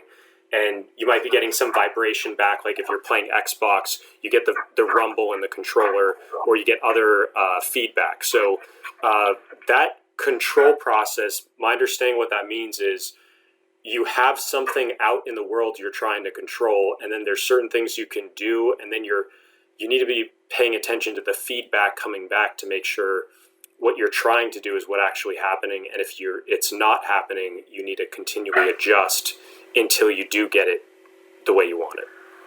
Well, if I'm not mistaken, I think the word feedback actually comes from this theory of control processes. So feedback is basically meaning you're taking the signal and sending it back. So in electrical engineering, for instance, you're taking whatever you want and sending it back on itself. And so you all know about feedback with like a microphone. You put the microphone next to the speaker and it goes, like this. And that's just an example of feedback, because the same signal that was being outputted is being put in as the input again. And so there's different control circuits that can process that one of them can, we're having a VoIP call right now. And one of the things, I notice you're not wearing headphones, but I don't hear my voice when we're talking over there. And there's probably some kind of complicated feedback system that is filtering out my voice from appearing in my thing, so I don't hear myself when I'm talking. And we all know when that fails and you can hear yourself and you're like, oh God, this is so annoying, because you can hear this delayed version of your own voice. So the ideas of control theory are definitely related to feedback, and I think that's where it sort of originally started. Now, the question of feedback in learning, I think, is a lot more complicated than just some simple control circuits. And I mean, I should say with all of this, not only is my own understanding of cognitive science incomplete, so there's probably nuances that I've missed, but definitely when you survey the field, there are a lot of models and there are a lot of competing hypotheses, but these are not at the level of, well, this is like, physics where we know it like that. It's definitely a lot of stuff. And this is what some people suspect, and this is like our best guess right now. But I think that's also really exciting about it, because it still means that there's a lot to discover. And, 20 years from now, we could just have some insight that like, oh, really, it works like this. And that makes so much more sense than what we were thinking before. Yeah, so I think the experimentation, I'm looking at it through that frame of, and I think this is what you said, of control theories. The scientific method, the scientific process is about taking some phenomena out in the world and trying to change it or trying to create something or transform something. It's fundamentally about controlling reality in some way and trying to isolate variables and figure out how it works, and then control whatever piece of it you're trying to control. And so I think I think Emerson said, treat life like an experiment, try to have a lot of experiments. I think that mindset is sort of what you're talking about, and I wholeheartedly agree with. You really need to, whatever you do, like all of these strategies we teach, this science is not figured out like physics. It's not, and it may never be, or it's going to be a long road. So you have to always keep in mind that your situation is going to have, there's so many variables. You can't just take a 1, 2, 3 step approach. You have to have, like your book, you have to have principles, and then you have to look for feedback for each of those. And so how I would really hope people would apply the book, and we've had such an extensive conversation about it. I hope if anyone's listened this far that they're willing to give the book a read, because it probably doesn't take much longer than this conversation to read the whole book at this point. But I think what I really would like people to do is think about these principles as kind of guiding concepts. So what I don't want people to do is to read the book and be like, oh my God, I forgot about this and I haven't done that, and what about this and what about it? don't worry, because there's always going to be imperfections. The way I've been using this metaphor of little dials, and the way I want you to think about it is, think about something you're learning right now. It can be something you're formally learning, let's say a classroom. It could be something that you're learning, like a skill, like I want to learn Python. It could be even just something you're trying to get better at and can be formulated as a learning project. So, maybe you're trying to get better at listening to other people, and you don't really think of that as a learning project because you're not reading a book about it, but it's a process of learning and improvement. And the idea here is, go through each of the principles and ask yourself, how do I compare to the ideal? So with the meta learning, have I kind of seen how other people get really good at this? With the focus, am I allocating time and attention to actually improve this activity? With directness, how does the cognitive activities that I'm doing when I'm practicing match with what I actually want to get better at? With drill, how am I isolating the little difficult parts and working on them in isolation so I can devote my attention and cognitive resources to that? With retrieval is next. With retrieval, how am I actually trying to recall things from memory, including skills, including motor patterns, including behaviors, without having to look at some sort of example or look it up or go find it in some reference book? When it comes to retention, how am I going to maintain it over time so that my skills don't degrade once I've stopped, learning it as intensively? Or how do I keep it in my memory long term? And then with intuition, how am I building up all those patterns so that I can get that kind of intuition? How am I bringing that in through play and experimentation and really understanding things deeply? And then finally, with experimentation, how am I introducing variation into my approach? How am I getting that kind of feedback signal, not just about what I'm learning, but about the way that I'm learning it so that I don't get stuck in a rut when I'm using an ineffective approach and don't realize it? So if you can approach not only your learning projects, but your life with these 9 principles and think through your projects that way, I would be very surprised if you don't come up with a few ways that you can improve it. Yeah. Okay, so let's move on to what's next. What does the future hold for you? What are you... do you have learning projects coming in the future? You talked about this is your first book. Do you have other books in the pipeline? I'm sure people want to know. I mean, this book has been an odyssey for me. I think for people who have been following me for a while, they know that I've been writing for a long time. I've been writing about 13 years for almost 1,300 articles. So I've done a lot of stuff. So this is not like my first time in doing any kind of big project. But I will say that I've never worked this hard on a piece of writing or course, and it doesn't mean that I didn't work hard on the previous ones, but when I got into this, I knew that I would only get one chance to write this book, and this book has basically been my life for the last 10 years. Even though I haven't been writing the book for 10 years, this has been the thing that I've cared about, is about learning well and this kind of my philosophy towards learning. And so I spent a lot of time really trying to make sure that I could do the best job possible and make something that was compelling to people and could help people, and at the same time illustrated how I think about these things. And so this book has been such a journey that I'm really hoping that it will be well received and people will want to go out and buy it and read it and maybe start their own ultra learning projects and come and tell me about it after. But for me, I think regardless, I'm going to be continuing to learn things in the future. Once this book kind of settles down a little bit, I'd love to start working on some things that have been put on the back burner. I haven't been doing as much maintenance for my languages as I would like. I'd like to maybe even do a bit of travel and go back and work on some of those. I'm interested in art and painting. You can see some of the ones that I've painted up here. Oh, that's your work. Wow, that's good. Yeah, and I've been working on some of those things, and I'm also, I mentioned talking about a writing project. I've kind of been playing around with some ideas of doing some kind of ultra learning project for improving writing. Now, obviously, I've been writing for a while, but I've thought about it a lot because a lot of what I talk about in the book is not just learning random skills to show off, but how do you learn something that really matters to you? And so for me, writing and business really matter to me, and I do apply all of these ideas all the time to my work, but I haven't done so in a big public project like I have with some of the other things that I've done. And so I thought that might be something that would interest me. But it's lots of ideas, but really at this point, the book has been my life for so long. I just hope that I can continue to have conversations about it. Cool. All right. So if people want to buy this, they should go to Amazon or they should go to your website. What should people do? My recommendation is if you go to scotthyyoung.com/blog/ultralearning, we're going to have a page up there that's going to have everything that you can look at for the book. Obviously, you can find it on Amazon. You can find it at your favorite bookstore. online retailers, all of those things. Definitely check out the book.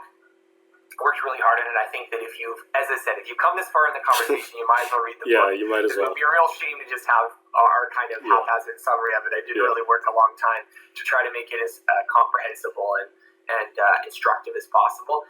And definitely, if you do anything with the book, if you do any Ultralearning projects, I would love to hear about it. So just don't hesitate to come to my website and contact me. So my website's at scotthyoung.com. And you have a contact page. They should just go there. And yeah, there's a contact page, or they can write me an email at personal@scotthyoung.com as well. Okay, cool. All right, well, Scott, thanks for coming on. And everybody, go buy the book. Thank you.